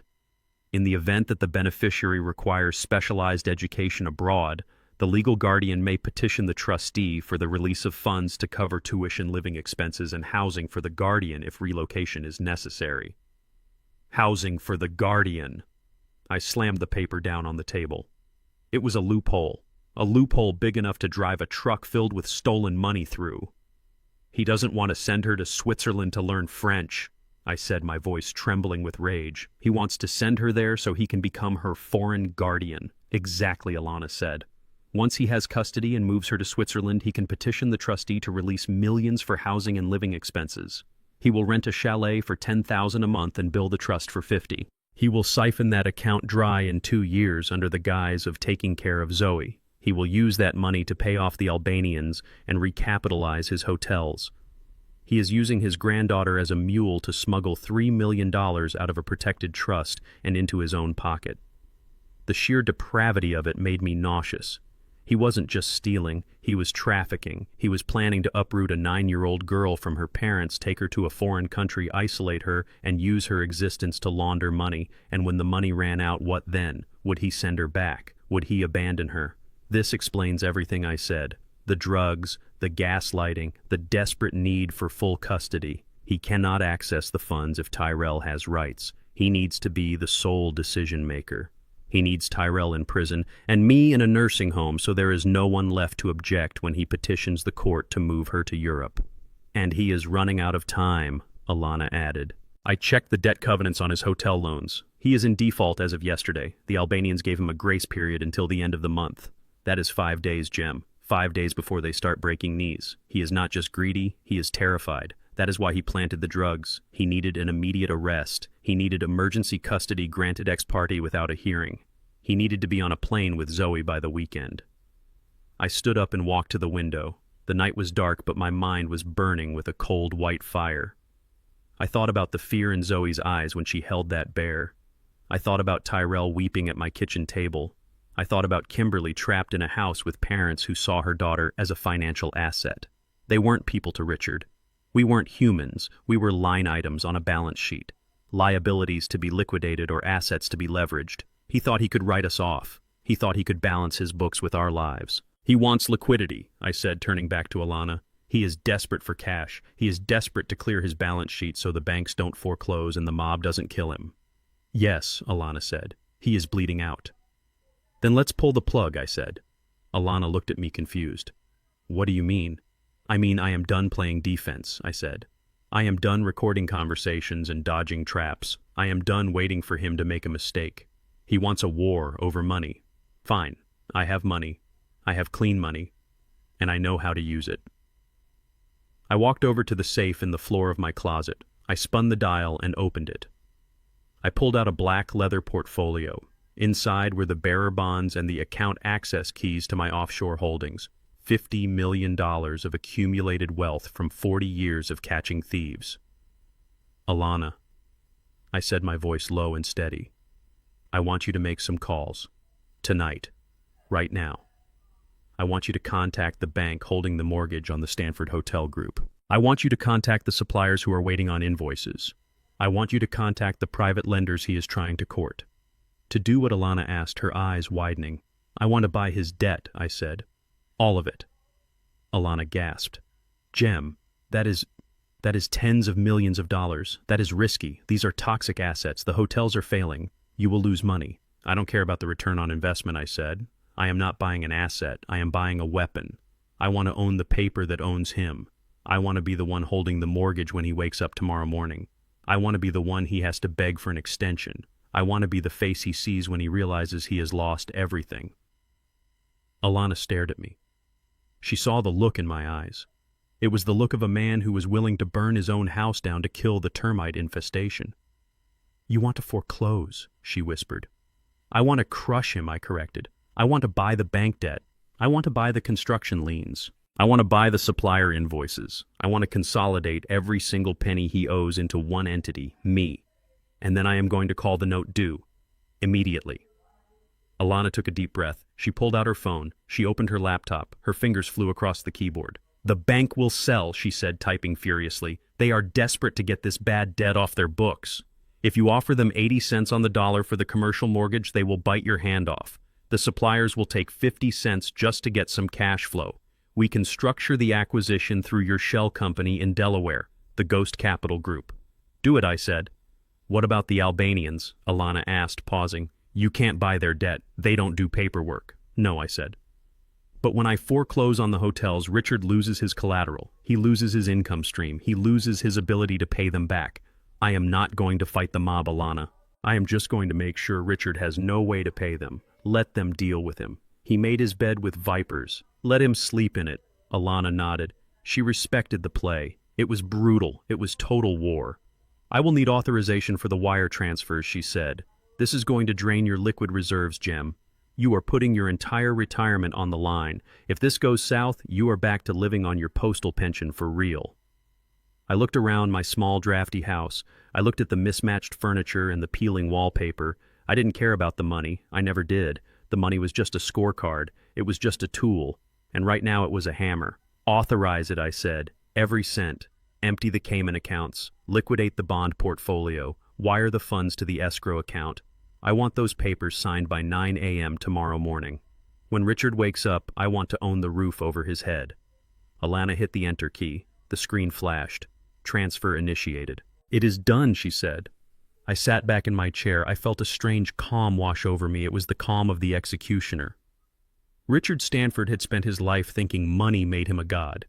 He thought it gave him the right to trample on people like me. He thought it gave him the right to buy and sell children. Tomorrow, he was going to learn a lesson about the true nature of power. Power isn't having money. Power is having the will to use it to protect the people you love. He tried to bury me, I said softly. He didn't know I was a seed. And tomorrow, Alana, tomorrow the harvest begins. We sat there in the dim light of the dining room waiting for the banks to open, waiting for the wire transfers to clear, waiting for the sun to rise on a new world order. Richard Stanford was sleeping in his mansion dreaming of Swiss boarding schools and stolen millions. He had no idea that the old mailman he had mocked, the bug he had tried to crush, had just bought the boot. And I was about to step down hard. The phone call that shattered my son's life came at 8 in the morning just as we were finishing a silent breakfast. It was the bank. The mortgage on Tyrell's house and the commercial loan for his architecture firm had been called due immediately. The voice on the other end was robotic and cold, stating that due to a reassessment of his creditworthiness and the liens placed against his property, the bank was exercising its right to accelerate the debt. He had until noon to pay the full balance of $240,000, or the foreclosure process would begin instantly. They would lock the doors of his office. They would put a notice on his home. They would take everything. Tyrell dropped the phone.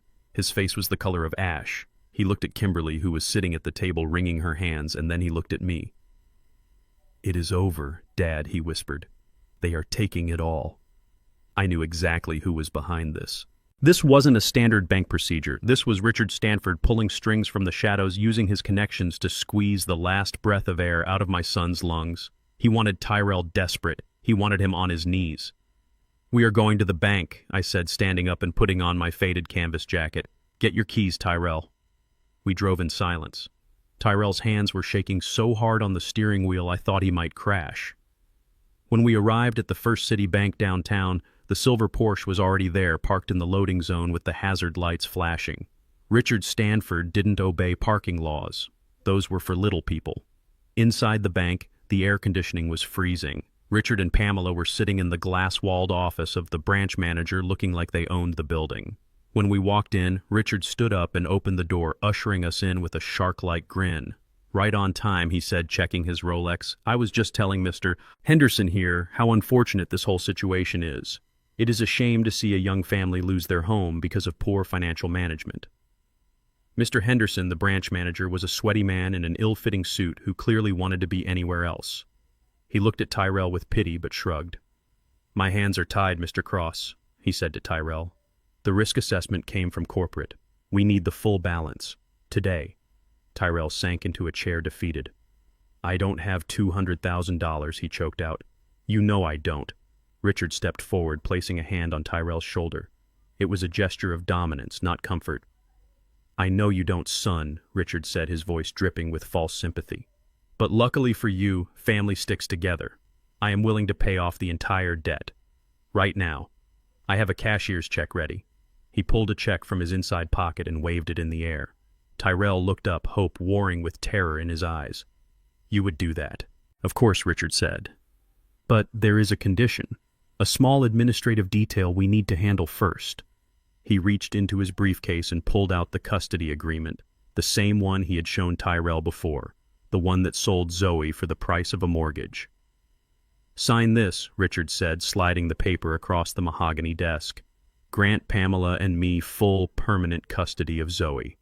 We will take her to Europe. We will give her the best education money can buy. And in exchange you get to keep your little house and your failing business. You get a clean slate." "It is a generous offer, Tyrell, the only offer you are going to get." Kimberly began to sob softly in the corner. "Mom, please," she whispered to Pamela. "Don't do this. Don't take my baby." Pamela ignored her, checking her reflection in the glass of a framed diploma. "It is for her own good, Kimberly," she said. "You two are clearly incapable of providing stability. Look at you. You're getting foreclosed on. We are saving her." Tyrell looked at the paper. He looked at the check in Richard's hand. He picked up a pen. His hand was trembling violently. He felt he had no choice. He believed he was saving his family from homelessness. He didn't see any other way out. I stepped forward. "Put the pen down, Tyrell," I said. Richard spun around, his eyes narrowing. He had ignored me until now, treating me like a piece of furniture. "Stay out of this, Jem," he snapped. "This is adult business. Go sit in the lobby and read a magazine. This doesn't concern you." "It concerns me," I said, my voice calm and level. "That is my son. That is my granddaughter. And you are trying to buy a human being in a bank office." "I am saving them," Richard spat. "What can you do, Jem? Can you write a check for $250,000? Can you save his house? No. You can't even afford a new transmission for your truck, so shut your mouth and let him sign." I looked at Mr. Henderson, the bank manager. He was watching the exchange with discomfort, but he didn't intervene. He was afraid of Richard, too. Richard was a big client. I was just a nuisance in a flannel shirt. "I am asking you to remove this gentleman," Mr. Henderson said to me, pointing at the door. "You are disrupting a private meeting. If you don't leave, I will call security." I didn't move. I reached into the inner pocket of my jacket. "I am not leaving," I said, "and Tyrell is not signing that paper." I pulled out a small leather card holder. It wasn't the Velcro wallet I usually carried. It was Italian leather, sleek and black. I opened it and extracted a single card. It was made of anodized titanium. It was heavy, cold, and matte black. There were no numbers on the front, just a name laser-etched in silver. Jeremiah Cross. And the emblem of the centurion. The black card. The real one. Not the one you get for having good credit. The one you get by invitation only when your net worth crosses a threshold that most people can't even imagine. I stepped up to the desk and dropped the card on the mahogany surface. It made a distinctive, heavy clink sound that silenced the room. "Run it," I said to Henderson. Richard stared at the card. He laughed, a nervous, incredulous sound. "What is this, a library card? A gift card to Home Depot? Get real, Jem. You are embarrassing yourself." Henderson picked up the card. He frowned. He turned it over. He felt the weight of it. His eyes widened. The color drained from his face so fast he looked like he was about to faint. He looked at the name on the card, and then he looked at me. He really looked at me for the first time. He saw past the flannel and the work boots. He saw the eyes of a man who could buy this bank and turn it into a parking lot. "Mr. Cross," he stammered, his voice shaking. I didn't know. I apologize. I had no idea you were a client of this standing." "Run the card," I repeated softly. "Pay off the mortgage, pay off the business loan, pay off the penalties, clear it all." But Henderson said, looking at his computer screen, his hands flying across the keyboard, "Sir, the balance is over $240,000. Do you want to authorize a transfer from—" "I don't want a transfer," I said. "I want it paid now." "Swipe it." Henderson swallowed hard. "Yes, sir. Absolutely, sir. Right away." He ran the card through the machine. There was a beep. "Approved." Richard stood there frozen, his mouth hung open. He looked from the machine to me as if he were witnessing a magic trick he couldn't explain. "That is fake," Richard shouted, pointing at the machine. "The machine is broken. He hacked it. He is a fraud. That old man doesn't have $2 to rub together, let alone 200,000. Arrest him, Henderson. He is stealing from the bank." Henderson stood up. He walked around the desk. He didn't look at Richard. He looked at me. He bowed slightly, a gesture of total submission to the kind of wealth that makes bankers tremble. "The transaction is cleared," Mr. Cross Henderson said, handing me the receipt with both hands. "Your son's debts are paid in full. The liens are released immediately. I will have the deed prepared and sent to you by messenger today. Is there anything else I can do for you, sir? Perhaps some coffee or a private room?" I took the receipt and handed it to Tyrell. "Burn that custody paper, son," I said. Tyrell stared at the receipt. He looked at me with tears streaming down his face. "Dad," he whispered. "How?" "We will talk later," I said. I turned to Richard. He was backing away, his face purple with rage and confusion. Pamela was clutching her pearls, looking like she was about to have a stroke. You... Richard sputtered. "Who are you?" I walked toward him. He took a step back, hitting the wall. I invaded his personal space, leaning in close so only he could hear the steel in my voice. "I am the man who just bought your life, Richard," I said. "What are you talking about?" he hissed. "You paid his debt. Congratulations. You wasted your retirement savings. You are broke now. I still have my hotels. I still have my money. I will crush you." I smiled. It was the smile of the ghost auditor. "Actually, Richard," I said, reaching into my pocket and pulling out another document. "I didn't just pay Tyrell's debt. While I was here, I decided to do a little shopping. I unfolded the paper. It was a transfer of ownership agreement for a commercial debt portfolio. I bought the distressed debt package from this bank this morning," I said. "My lawyer, Alana Hart, finalized it 5 minutes ago. The bank was very eager to offload some toxic assets, specifically the commercial mortgages on the Stanford Hotel Group." Richard's eyes bulged. "No," he wheezed. "That is impossible. That is tens of millions of dollars." "It was expensive," I admitted, "but I got a discount, 80 cents on the dollar." "You are a high-risk borrower, Richard. You are in default. You missed your last 3 payments." I held up the paper so he could see his own signature on the original loan documents, which were now attached to my purchase agreement. "I am your creditor now, Richard. I own your mortgage. I own your construction loans. I own the paper on your house. And as of this moment, I am accelerating the debt, just like the bank did to Tyrell." I checked my watch. "It is 9:30 a.m., I said. "You have until the end of the business day to pay me $17 million. If you don't, I am foreclosing. On the hotels, on your mansion, on your cars, on everything." Richard slid down the wall until he hit the floor. He looked like a puppet whose strings had been cut. "17 million, he whispered. "I don't have it. You know I don't have it." "I know," I said coldly. "And I know you can't get it from the trust fund because you don't have Zoe. And you can't get it from the Albanians because you already owe them." I leaned down, getting face to face with him. "You tried to take my family, Richard. You tried to take my dignity. You thought because I was a mailman I was weak. You thought because I was quiet I was stupid." I tapped the titanium card against his chest. "You forgot the first rule of business. Always know who is sitting across the table." I stood up and turned to Henderson. "Mr. Henderson, please escort Mr. Stanford off the premises," I said. "I believe he is trespassing on my time. And call the foreclosure department. Tell them to start the paperwork on the Stanford properties. I want the eviction notices posted by tomorrow morning." Henderson nodded vigorously. "Security," he called out. "Please escort Mr. and Mrs. Stanford out."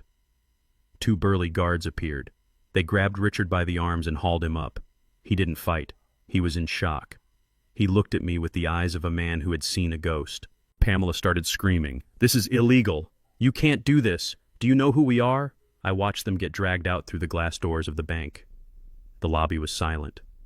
Everyone was staring at me. Tyrell stood up and walked over to me. He touched my arm as if to make sure I was real. "Dad," he said. "Who are you?" "Really?" I put my arm around him.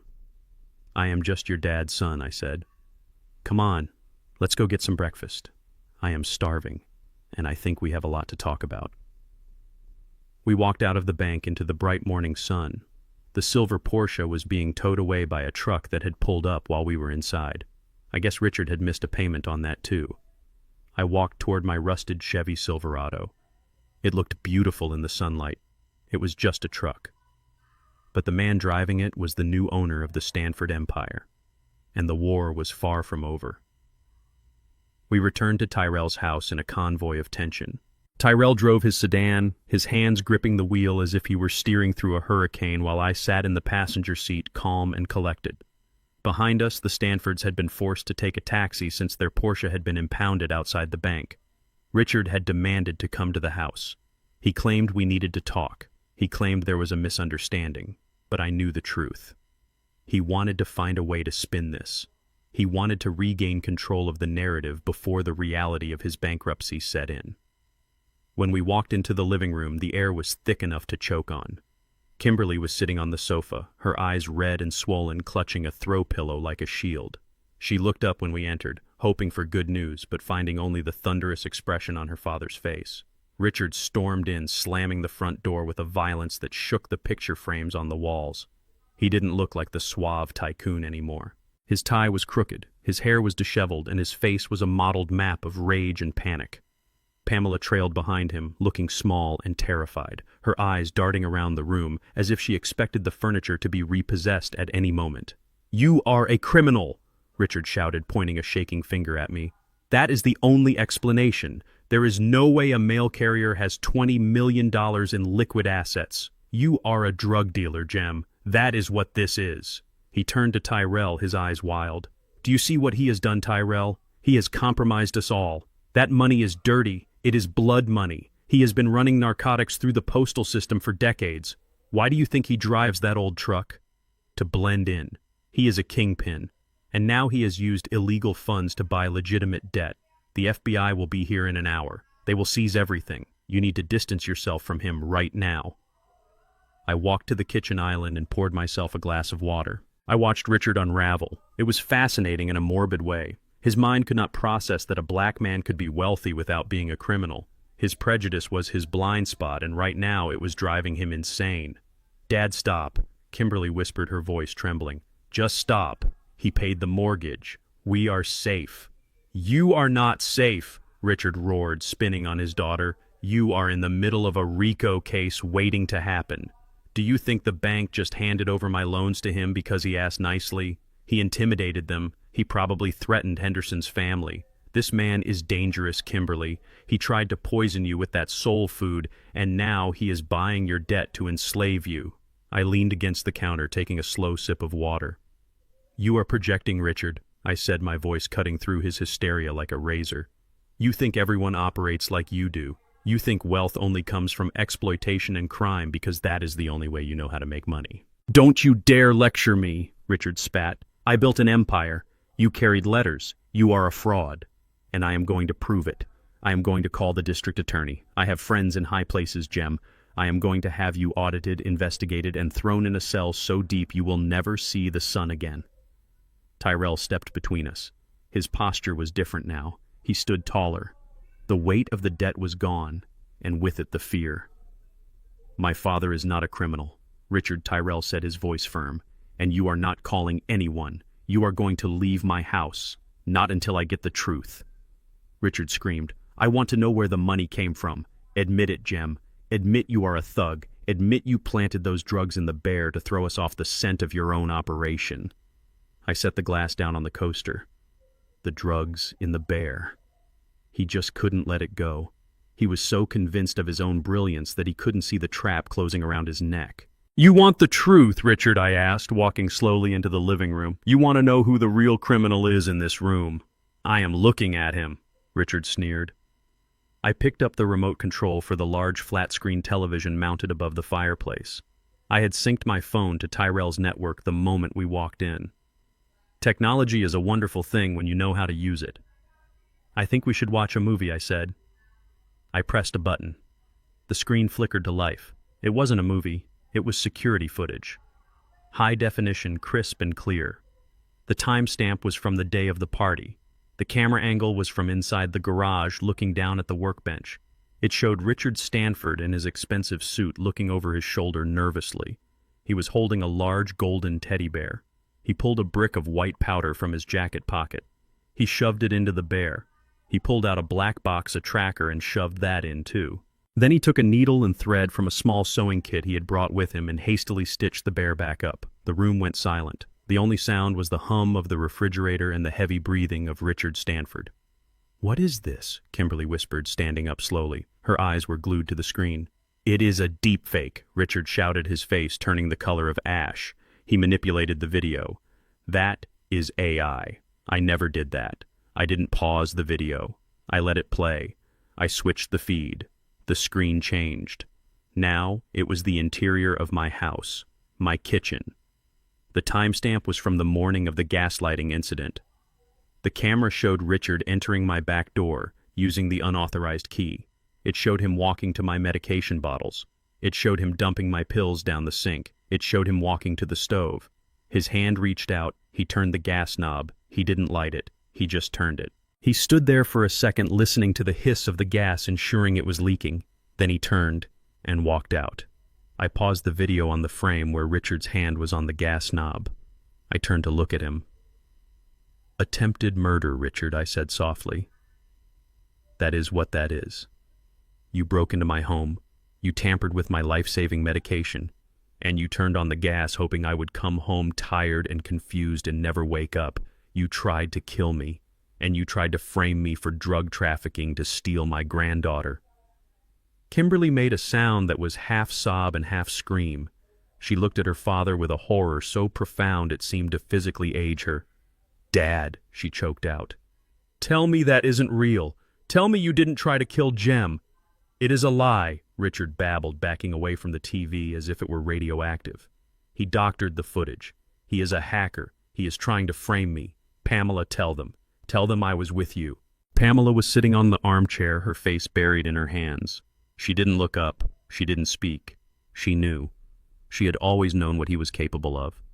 "You tried to kill him," Kimberly screamed. "You tried to kill my husband's father, and you tried to send Tyrell to prison. The drugs, the bear, you gave that to Zoe. You put cocaine in my daughter's birthday present." "It was necessary," Richard yelled, losing control completely. "We needed the money, Kimberly. We needed Zoe. The trust fund was the only way. Do you think I wanted to do it? I did it for us, for the family, to save the legacy. You did it for yourself," I corrected him.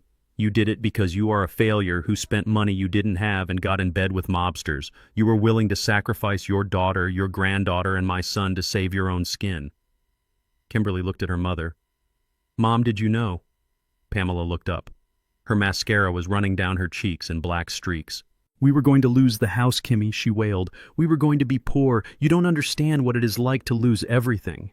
Kimberly recoiled as if her mother had slapped her. She looked at her parents, the people she had worshipped and feared her entire life, and she finally saw them. She saw the rot beneath the silk and the diamonds. She saw the monsters who had burned down her world just to keep themselves warm. "Get out," Kimberly whispered. "What?" Richard asked, blinking.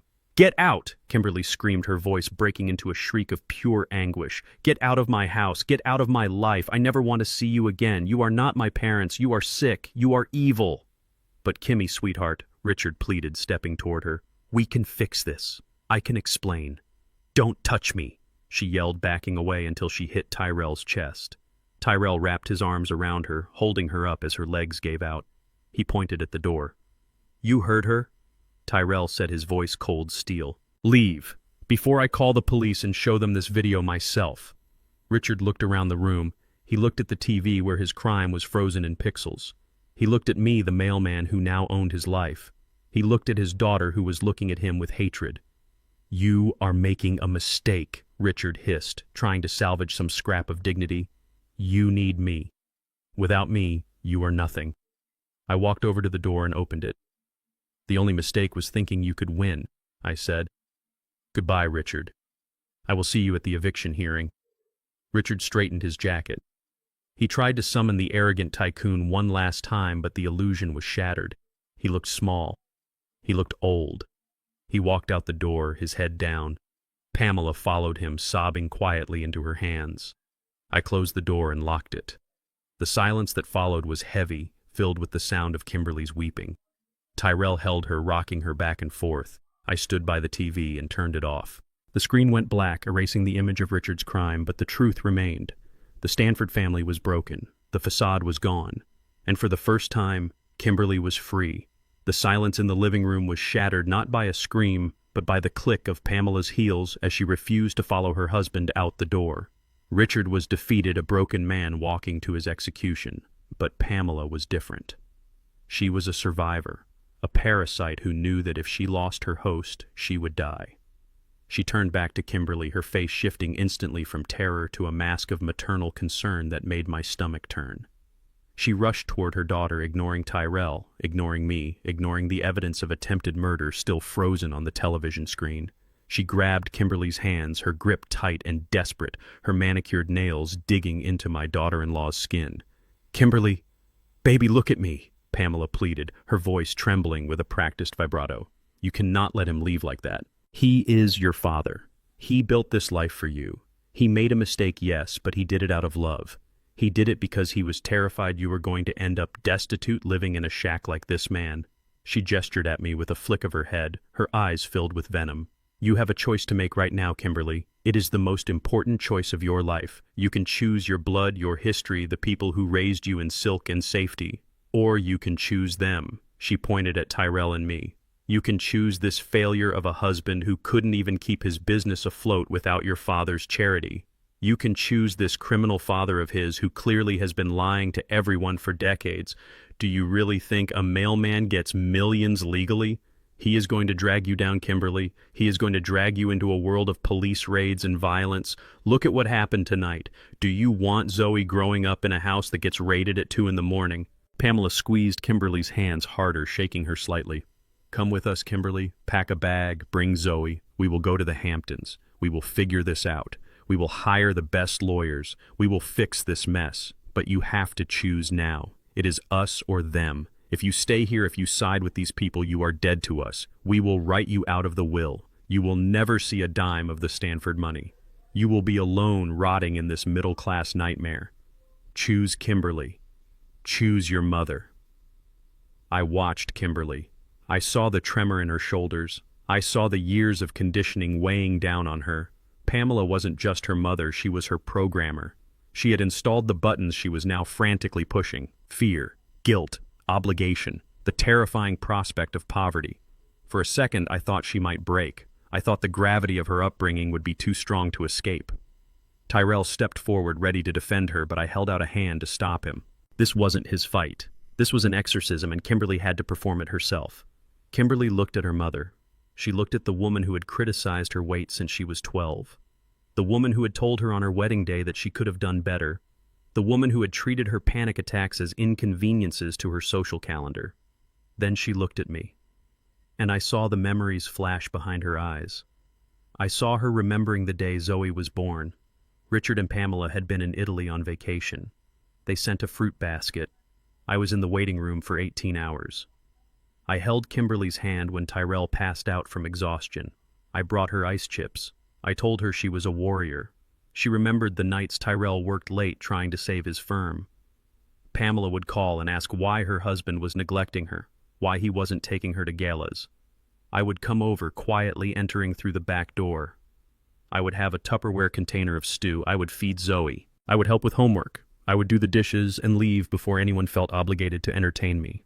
She remembered the way Richard looked at Zoe like she was a prop for a photo op, a doll to be dressed up and shown off. And she compared it to the way I looked at Zoe like she was the only star in the sky. She remembered the teddy bear, the cold, hard lump in its stomach, the drugs. She looked back at Pamela. The fog cleared. The programming shorted out. She didn't see a mother.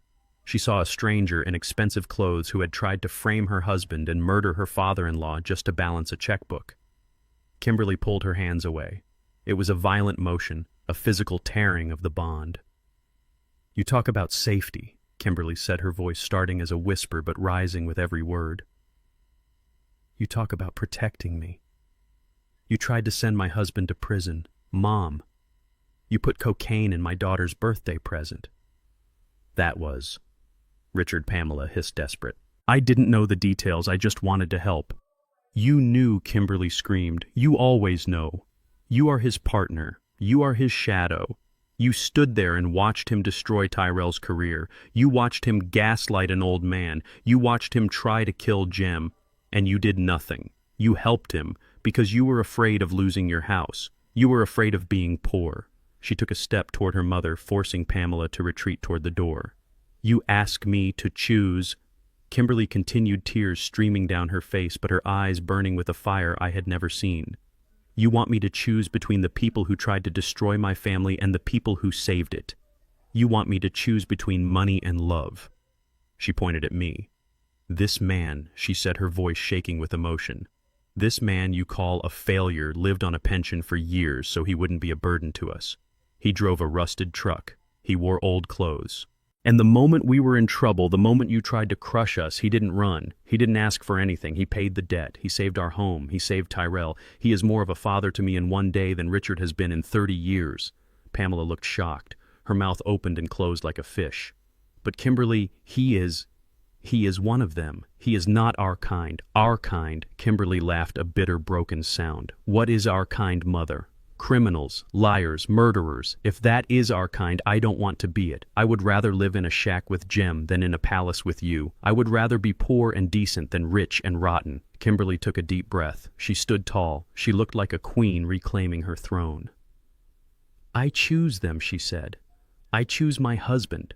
I choose my daughter. And I choose Jem, because they are my family. You are just the people who share my DNA. And frankly, I am ashamed of it." Pamela's face twisted into an ugly snarl. "You ungrateful little brat. Full? After everything we gave you, we will destroy you. We will sue you. You will come crawling back when you are starving. Get out," Kimberly said. It wasn't a scream this time. It was a command. "Get out of my house. Get out of my driveway. Get out of my life. If I see you near Zoe again, if I see you near Tyrell, if I see you near Jem, I will call the police and I will press charges myself. I will testify against you. I will tell the world what you did." Pamela stared at her daughter for one last second, searching for a weakness, searching for the little girl she used to control. She found nothing. She found a wall of iron. She turned and fled. She ran out the door, stumbling in her heels, chasing after the husband who had already abandoned her to save himself. Kimberly slammed the door. She locked the deadbolt. She engaged the security chain. Then she turned around and slid down the door until she hit the floor. She buried her face in her knees and sobbed. It wasn't the sobbing of a victim. It was the sobbing of someone releasing a lifetime of poison. It was the sound of chains breaking. Tyrell ran to her. He sat on the floor and wrapped his arms around her. He rocked her back and forth, kissing her hair. I stood back, giving them space. My heart was full. This was the victory, not the money, not the foreclosure. This. The moment Kimberly realized she was free, she looked up at me through her tears. Her makeup was ruined. Her face was blotchy, but she looked beautiful. "Jem," she whispered, "I am so sorry. I am so sorry I let them treat you like that. I am so sorry I didn't see it sooner."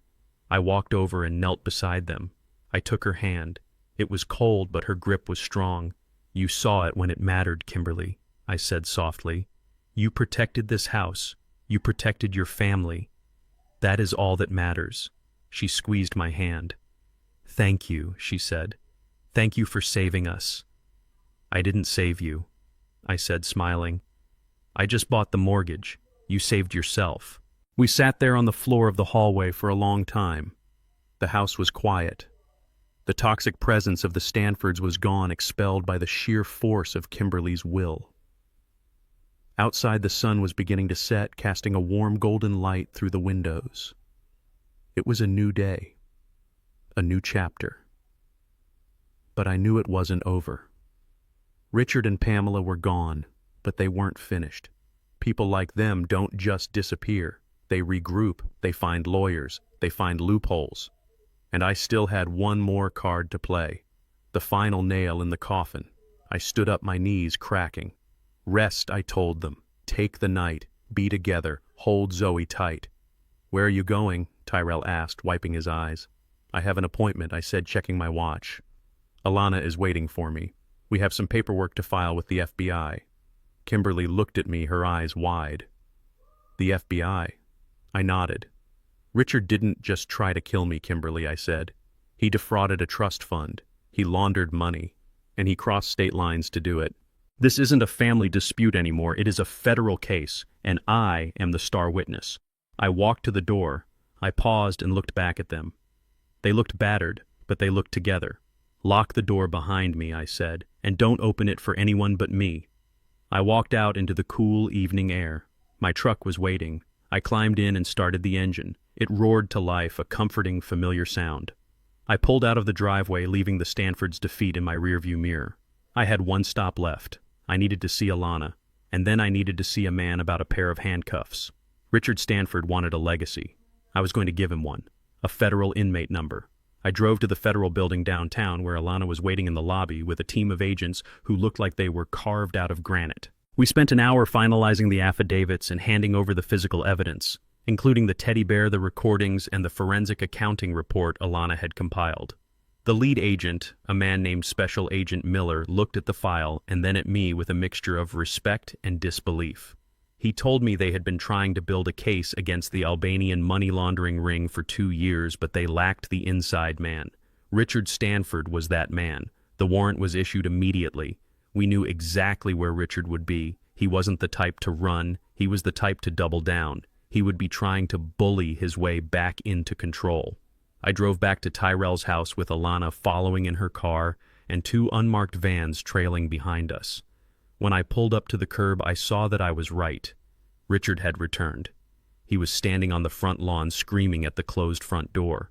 Beside him stood a man in a 3-piece suit holding a briefcase, a lawyer who looked expensive and predatory. Pamela was there too, pacing nervously by the curb, her face a mask of ruined mascara and terror. I stepped out of my truck. Richard saw me and pointed a shaking finger. "There he is!" Richard shouted to his lawyer. "That is the man. That is the thief who hacked the bank. Serve him. I want him arrested. I want my property back." The lawyer adjusted his tie and stepped forward, blocking my path to the house. He looked at my flannel shirt and my work boots and sneered. "Mr. Cross," he said, his voice oily and condescending. "My name is Arthur Sterling. I represent Mr. Richard Stanford. We are filing an immediate injunction against your fraudulent acquisition of the Stanford debt portfolio. We are also filing criminal charges for identity theft, wire fraud, and elder abuse. You have manipulated the banking system illegally. We demand that you vacate these premises and surrender all documents related to the Stanford estate immediately, or you will be facing 20 years in prison." Richard stepped up behind his lawyer, looking emboldened. He thought the law was a weapon he owned. He thought a suit and a briefcase could erase the truth. "You hear that, Jem?" Richard spat, his eyes wild with desperation. "It is over. You thought you could steal my empire with a fake credit card. You are nothing but a con artist. I am going to take everything you have. I am going to take your truck, your house, and your pension, and then I am going to take Zoe to Switzerland just like I planned. You can't stop me. I am Richard Stanford. I own this town." He was delusional. He was drowning and he thought he was swimming. He turned toward the house and screamed at the door. "Kimberly, open this door right now. If you don't, I will have Tyrell arrested as an accomplice to this fraud. I will ruin him. I will make sure he never works again. Open the door." The front door remained shut. Tyrell and Kimberly were holding the line just as I had asked. I looked at the lawyer. "Mr. Sterling," I asked calmly, "did your client inform you that he is currently in default on $17 million of commercial debt? Did he inform you that he attempted to murder me 3 days ago by tampering with a gas line? Did he inform you that he planted cocaine in a child's teddy bear?" The lawyer paused. He looked at Richard. Richard hadn't told him everything. Clients like Richard never do. "That is slander," the lawyer said, but his voice lacked conviction. "My client is a respected businessman. These are wild accusations from a senile man. We will see you in court, Mr. Cross." I smiled. It was a cold smile. "We certainly will," I said. "But not civil court." I nodded to Alana, who was standing by her car. She raised her hand. The side doors of the unmarked van slid open. 12 FBI agents in tactical vests poured out. They moved with the precision of a hammer striking a nail. They didn't run, they didn't shout, they just advanced. Richard looked around confused. He thought they were his private security. He thought he had summoned them. "See?" Richard yelled triumphantly. "The authorities are here. Arrest him. Arrest the mailman." Special Agent Miller stepped forward. He walked past me. He walked past the lawyer, who had suddenly turned very pale and stepped aside. He walked straight up to Richard Stanford. "Richard Stanford," Agent Miller said, his voice booming in the quiet suburban street. "Yes," Richard said, straightening his jacket. "About time you got here. This man has stolen my assets. I want to press charges." Richard Stanford, Agent Miller continued, ignoring Richard's outburst. "You are under arrest for conspiracy to commit wire fraud, money laundering, defrauding a charitable trust, and interstate transport of stolen goods." Richard blinked. He looked at the agent. He looked at the handcuffs hanging from the agent's belt. He laughed. A short, sharp bark of disbelief. "What are you talking about?" Richard demanded. "You have the wrong person. I am the victim here. He is the criminal. Look at him. He is a mailman." Agent Miller spun Richard around and slammed him against the hood of the lawyer's car. He pulled Richard's arms behind his back. The click of the handcuffs was loud and final. "You have the right to remain silent," Miller recited. "Anything you say can and will be used against you in a court of law." Pamela screamed. It was a high, piercing sound. She tried to run toward Richard, but 2 female agents intercepted her. "Pamela Stanford, you are also under arrest for conspiracy and accessory to fraud," Miller added. "No," Pamela shrieked, struggling as they cuffed her. "I didn't do anything. It was him. He made me do it. I just wanted to save the house." Richard was thrashing against the car hood. "This is a mistake," he bellowed. "Do you know who I am? Know who I will have your badge. I will sue the FBI. Sterling, do something." The lawyer, Arthur Sterling, was already backing away, his hands raised. "I am not a criminal defense attorney," he stammered. "I represent him in civil matters only. I am leaving." He got in his car and drove away, leaving his client to face the federal government alone. Richard looked around wildly. His eyes landed on me. I was standing next to Alana, watching the empire crumble. Jem Richards screamed, his face pressed against the metal of the car. Tell them this is a mistake. You did this. You planted this. You are framing me." I walked over to him. The agents let me pass. I stood inches from his face. He smelled of sweat and fear. The arrogance was gone, replaced by the terrified realization that his money, his connections, and his name meant absolutely nothing anymore. "I didn't frame you, Richard," I said softly. "I just turned on the lights." "Who are you?" Richard whispered, tears streaming down his face, mixed with snot. "A mailman doesn't have the FBI on speed dial. A mailman doesn't have $20 million. Who are you?" I leaned in close. I wanted him to hear this. I wanted this to be the sound that haunted him in his cell for the next 20 years. I signaled for the agents to pull him up so he could look me in the eye. "You spent years laughing at me, Richard," I said. "You laughed at my truck. You laughed at my clothes. You laughed at my people. You thought because I delivered letters I was nobody." I took a breath, savoring the moment.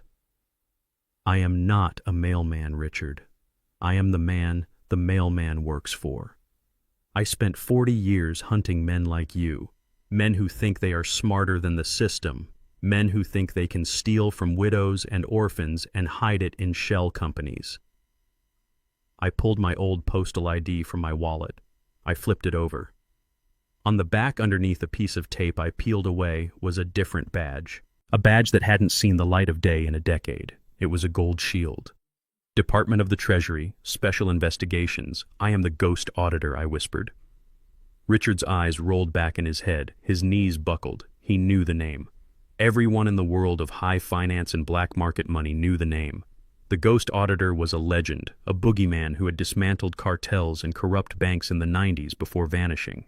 He realized in that split second that he hadn't been fighting a senile grandfather. He had been fighting a legend. He slumped against the agent, a dead weight. His spirit broke. He didn't scream anymore. He didn't fight. He just stared at the ground, broken and empty. "Get him out of here," Agent Miller ordered. They dragged Richard and Pamela toward the vans. Tyrell and Kimberly came out of the house holding Zoe. They stood on the porch watching the flashing lights. Zoe looked at me. She smiled. She didn't look scared. She looked safe. Alana walked up to me. She handed me a file. "The foreclosure is complete," she said. "You own the hotels. You own the house. You own everything." I looked at the file. I looked at my son and his family safe on their porch. "Burn it," I said. Alana looked at me shocked. "The hotels, the assets, that is $50 million in real estate." "I don't want his hotels," I said. "I don't want his dirty money. Liquidate it. Sell it all. Pay off the innocent suppliers he stiffed. Pay the employees he cheated. Donate the rest to the Inner City Scholarship Fund. Just keep enough to set up a real trust for Zoe, one that no one can ever touch." Alana smiled. "You are a crazy old man, Jem. I am just a retired mailman," I said, winking. I walked up the driveway to my son. Tyrell looked at me with awe. "Dad," he said, "the ghost auditor." "Seriously?" I shrugged. "It paid the bills, son, and it came in handy today." Kimberly hugged me. She held on tight, sobbing into my flannel shirt. "Thank you," she whispered. "Thank you for saving us." I hugged her back. "We are family," I said. "That is what we do." The police vans drove away, taking the toxicity out of our lives. The sun was setting, painting the sky in shades of purple and gold. It was over. The lies were over. The fear was over. I looked at my rusted truck. It needed an oil change, and maybe a new transmission, but it had gotten me here. I picked up Zoe. She buried her face in my neck. "Grandpa," she asked, "can we have cake now?" I laughed. "Yes, baby girl. We can have all the cake you want." And as we walked back into the house, I knew that for the first time in a long time, everything was going to be all right. The ghost auditor could finally rest. Grandpa Jem was ready for duty. The red and blue lights of the police convoy faded into the distance, leaving a silence so heavy it felt like it had physical weight. The neighborhood, which had been a theater of chaos just moments before, returned to the chirping of crickets and the distant hum of traffic. But the world inside my son's home had irrevocably changed. Richard and Pamela Stanford were gone not just from the driveway but from our lives entirely.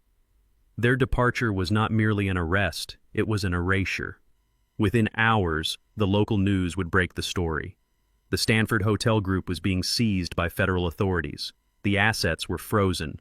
The mansion on the hill where they had looked down on the rest of us was now a crime scene wrapped in yellow tape. The empire built on debt and deceit had collapsed into dust, leaving nothing behind but shame and handcuffs. Tyrell stood on the porch, staring at the empty spot where the police van had been. He looked like a man who had survived a plane crash only to realize he was stranded on an unknown island. Kimberly was beside him, holding Zoe so tight I thought the poor girl might pop. They were safe. They were free. But they were also terrified. The foundation of their reality had cracked. They had spent years believing they were the poor relations, the failures who needed the Stanford charity to survive. Now they knew the truth. They were the only honest people in a game rigged by criminals, and the man they thought was a broke retired mailman had just flipped the board. We went inside. The house felt different now. It didn't feel like a prison owned by Richard anymore. It felt like a home again, but a home filled with questions. We sat in the living room, the same room where I had played the footage of Richard's crimes. Tyrell couldn't sit still. He paced back and forth, running his hands through his hair. He looked at me, then looked away, then looked back again. He was trying to reconcile the father who drove a rusted truck and clipped coupons with the man who had just commanded the FBI and bought a $17 million debt portfolio with a titanium card. "Dad," Tyrell finally said, his voice shaking, "I don't understand. I really don't understand. The truck, the house, the clothes. You worked at the post office for 20 years. I saw you in the uniform. I saw the pay stubs. Was it all a lie? Were you ever really a mailman?" I sat in the armchair, leaning forward, my elbows on my knees. I looked at my son, my beautiful, talented, honest son. I owed him this. I owed him the whole truth. "I was a mailman, Tyrell," I said softly. "For the last 10 years, I really delivered the mail. I woke up at 4 a.m., I sorted letters, I walked the route, I cashed the checks. That wasn't a lie, it was a choice. But the money Tyrell asked, the millions, the ghost auditor, where did that come from? It came from the life I lived before you knew who I really was," I explained. "Before I retired, I spent 30 years finding money that people didn't want found. I worked for the government, I worked for private corporations, I worked for people who needed problems to disappear.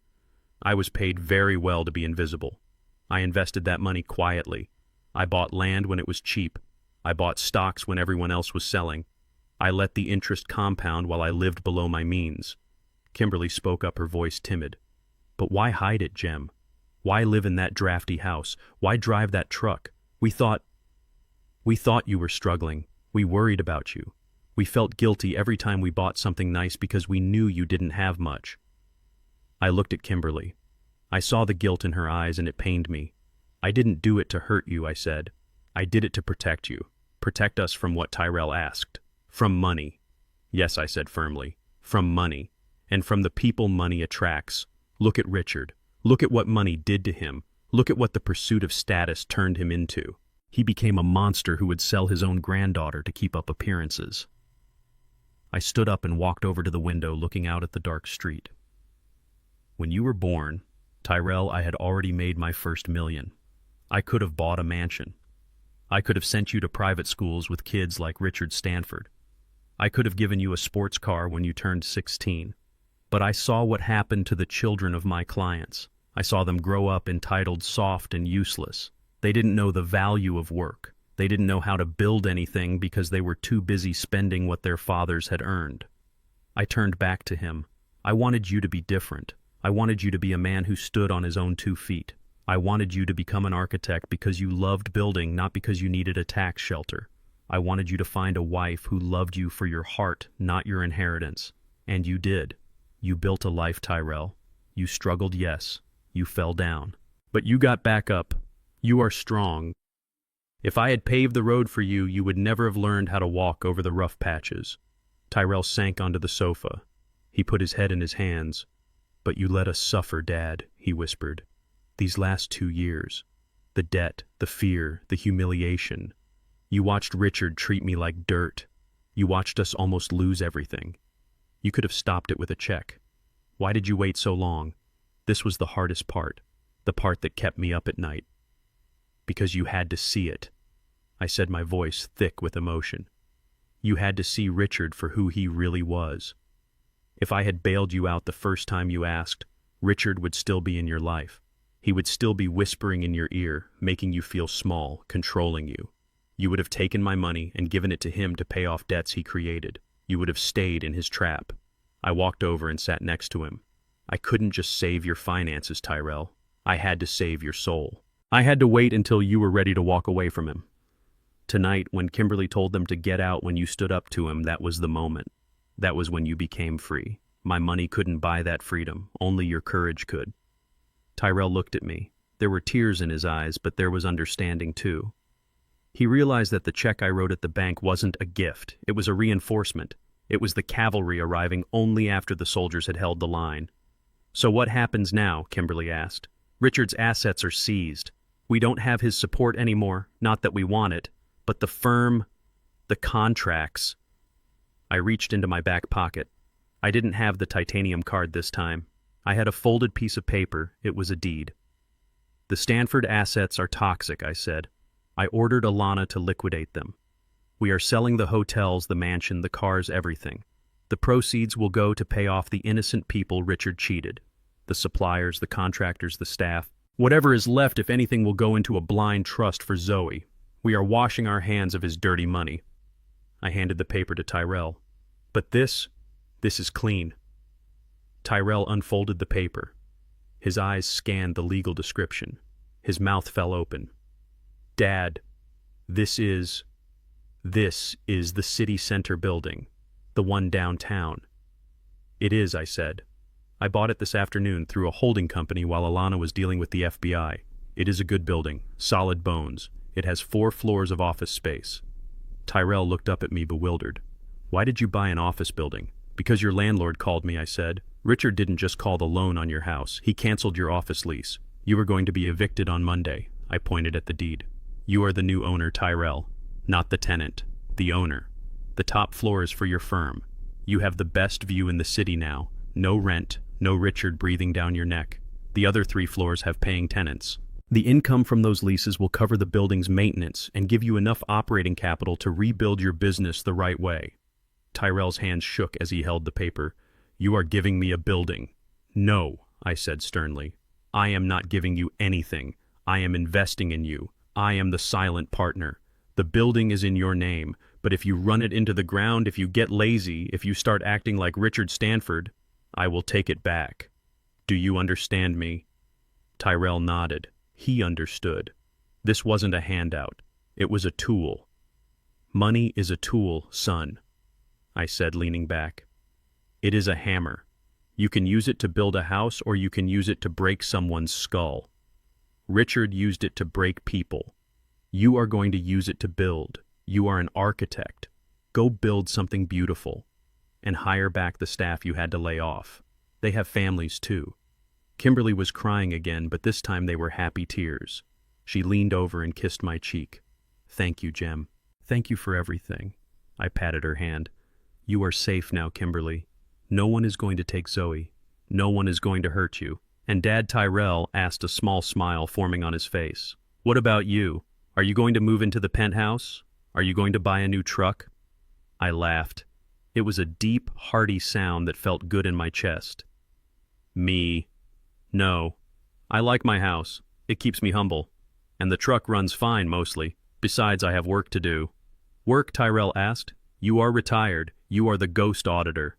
"The ghost auditor never really retires," I said, winking at him. "There are always monsters, Tyrell. And someone has to hunt them. Besides, Alana tells me there is a developer in Chicago who is trying to evict a nursing home to build a casino.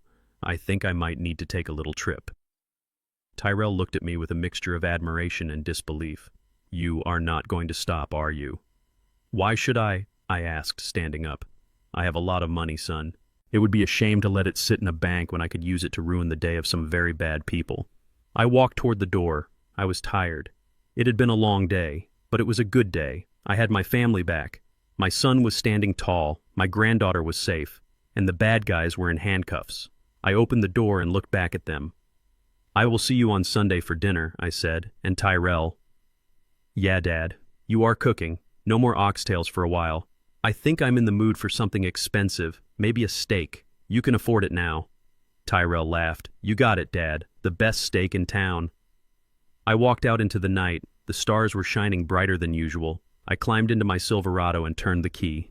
The engine sputtered and then roared to life. I patted the dashboard. "Come on, old girl," I whispered. "One more ride. We have a nursing home to save." I pulled away, leaving the beautiful house behind. I drove back to my drafty wooden shack. I stripped off the flannel shirt and put on a fresh pot of coffee. I opened my laptop. I had an email from Alana, subject Chicago project. I smiled. The mailman was off duty. The ghost was back on the clock.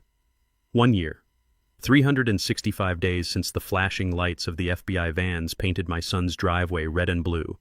A lot can change in a year. The grass in Tyrell's backyard was green and lush, no longer trampled by the heavy feet of catering staff hired to impress people who did not care about us. The air smelled of charcoal smoke and barbecue sauce, not expensive perfume and desperation. It was Zoe's 10th birthday. I sat in a folding lawn chair holding a paper plate loaded with potato salad and ribs. Tyrell was manning the grill. He looked different. The lines of stress that had etched themselves into his forehead were gone, replaced by laugh lines around his eyes. His architecture firm was thriving. The city center building was fully leased and his team was winning contracts based on merit, not bribes. He wasn't driving a luxury sedan anymore. He bought a practical SUV that could haul blueprints and lumber. He was the man I always knew he could be. Kimberly sat on a picnic blanket helping Zoe organize her gifts. She looked younger too. Lighter. She had started therapy shortly after her parents were indicted. It was a long road. Unlearning a lifetime of manipulation takes work, but she was doing it. She had cut all contact with Richard and Pamela, who were currently awaiting trial in federal detention without bail. She didn't talk about them. Today she was just a mother celebrating her daughter. Grandpa Zoe called out, running over to me. Her hair was in braids, bouncing as she moved. "Did you bring me a bear this year?" She was joking.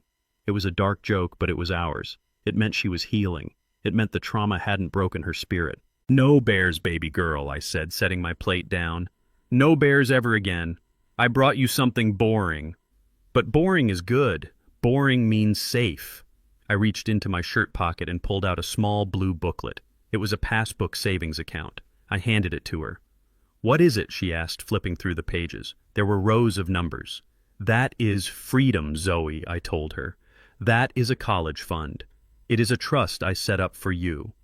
but unlike the one your other grandfather tried to steal, this one is yours. No one can touch it but you. Not me, not your dad, not even a lawyer. When you are 18, you can use it to go to school, to travel, to start a business. It is your safety net." Zoe looked at the balance. Her eyes went wide. "Grandpa, this is a lot of zeros." "It is enough," I said, winking. "Enough so you never have to do anything you don't want to do. Enough so you never have to be afraid." She hugged me. It was a fierce hug. A hug that said she knew exactly what I had done to protect her, even if she didn't know all the bloody details. "Thank you, Grandpa," she whispered. "Go play," I said, patting her back. "Enjoy being 10. It goes by fast." She ran off to join her friends who were splashing in the pool. I watched her go. This was what victory looked like. It wasn't about the money I had in the bank or the enemies I had destroyed. It was this: a backyard barbecue, a laughing child, a family that was whole. Tyrell walked over and handed me a cold beer. "She looks happy," he said, looking at his daughter. "She is happy," I replied. "We all are. You know, Dad?" Tyrell said, sitting in the chair next to me. "I was thinking. The firm is doing great. We have a surplus this quarter. I was thinking of buying that old lot next to your house, maybe building a guest cottage, so you don't have to drive home late." I smiled. He wanted me closer. He wasn't ashamed of me anymore. He wanted his father around. "That sounds like a good investment, son," I said. "But don't worry about me. The drive keeps me sharp." We sat in silence, sipping our beers, watching the sun dip below the horizon. The sky turned purple. Fireflies started to blink in the bushes. It was perfect. It was peaceful. And then my phone buzzed against my thigh. It wasn't a text message notification. It was a specific vibration pattern. 3 short pulses, 1 long. It was the emergency line, the line only one person used. I pulled the phone from my pocket. The screen was dim, but the message was clear. It was from Alana Hart. "Boss, we have a situation. A private equity firm from New York just bought the debt of the construction company repairing the bridge near Tyrell's office. They are looking into eminent domain laws. They want to condemn the block to build a high-rise. The CEO is a man named Marcus Vane. He used to work with Richard Stanford in the 90s. He knows who owns the city center building. He is coming for it." I stared at the screen. Marcus Vane. I knew the name. He was a shark. A bottom feeder who specialized in hostile takeovers and aggressive litigation. He wasn't coming for the building because it was a good investment. He was coming for it because he knew I had taken Richard down. He was coming for revenge. Or maybe he just smelled blood in the water and thought he could take a bite out of the old mailman. He thought he could use the law to steal what I had given my son. He thought he could bulldoze my family's future to build a glass tower. I looked at Tyrell. He was laughing at something Kimberly said. He looked so relaxed, so safe. He thought the war was over. He thought the monsters were all in jail. He was wrong. There are always more monsters. I put the phone back in my pocket. I took a sip of beer. The cold liquid felt good going down. I felt that familiar itch in my fingers. The itch to open a spreadsheet. The itch to dig into a shell company. The itch to hunt. To... "Everything okay, Dad?" Tyrell asked, noticing my silence. "Everything is fine, son," I said. "Just checking the weather. Looks like a storm might be brewing up north." Tyrell looked at the clear sky. "Really? It looks clear to me." I smiled. It was the smile of the ghost auditor. "It is clear here," I said. "But you never know when the wind might change." I stood up. My knees didn't creak this time. I felt energized. I felt ready. "I'm going to head out," I said. "I have an early morning." "But the cake," Tyrell protested. "Save me a slice," I said. "I have some reading to do." I walked to my truck. I climbed in and started the engine. I looked back at the house one last time. They were safe for tonight. And they would be safe tomorrow, because I was going to handle Marcus Vane. I was going to find his skeletons. I was going to find his hidden accounts. And I was going to make him wish he had never looked at a map of this city. I pulled my phone out again and texted Alana back. "Get the file on Vane, Taitej, and tell the boys in Chicago to stand down. I have work to do here." I put the truck in gear and pulled away. The peaceful retirement of Jeremiah Cross was over. "Retirement is hard," I whispered to the empty cab. especially when you are the only thing standing between the wolves and the sheep. I drove into the night. The ghost was awake, and he was hungry. In a world obsessed with appearances, we often forget that true power moves in silence. Richard Stanford believed his wealth made him untouchable, but he learned a brutal truth: dignity cannot be bought, and a father's love cannot be intimidated. The most dangerous person in the room isn't the one shouting about their success. It's the one who quietly holds the keys to the kingdom. We must remember that family isn't defined by blood or bank accounts, but by unshakable loyalty. Never mistake kindness for weakness, because the humblest among us often carry the heaviest swords when it comes to protecting those we love. If you enjoyed seeing the Ghost Auditor serve justice, hit that like button and subscribe to the channel for more stories of redemption and revenge. Let me know in the comments. Have you ever had to humble someone who underestimated you? I'd love to hear your story.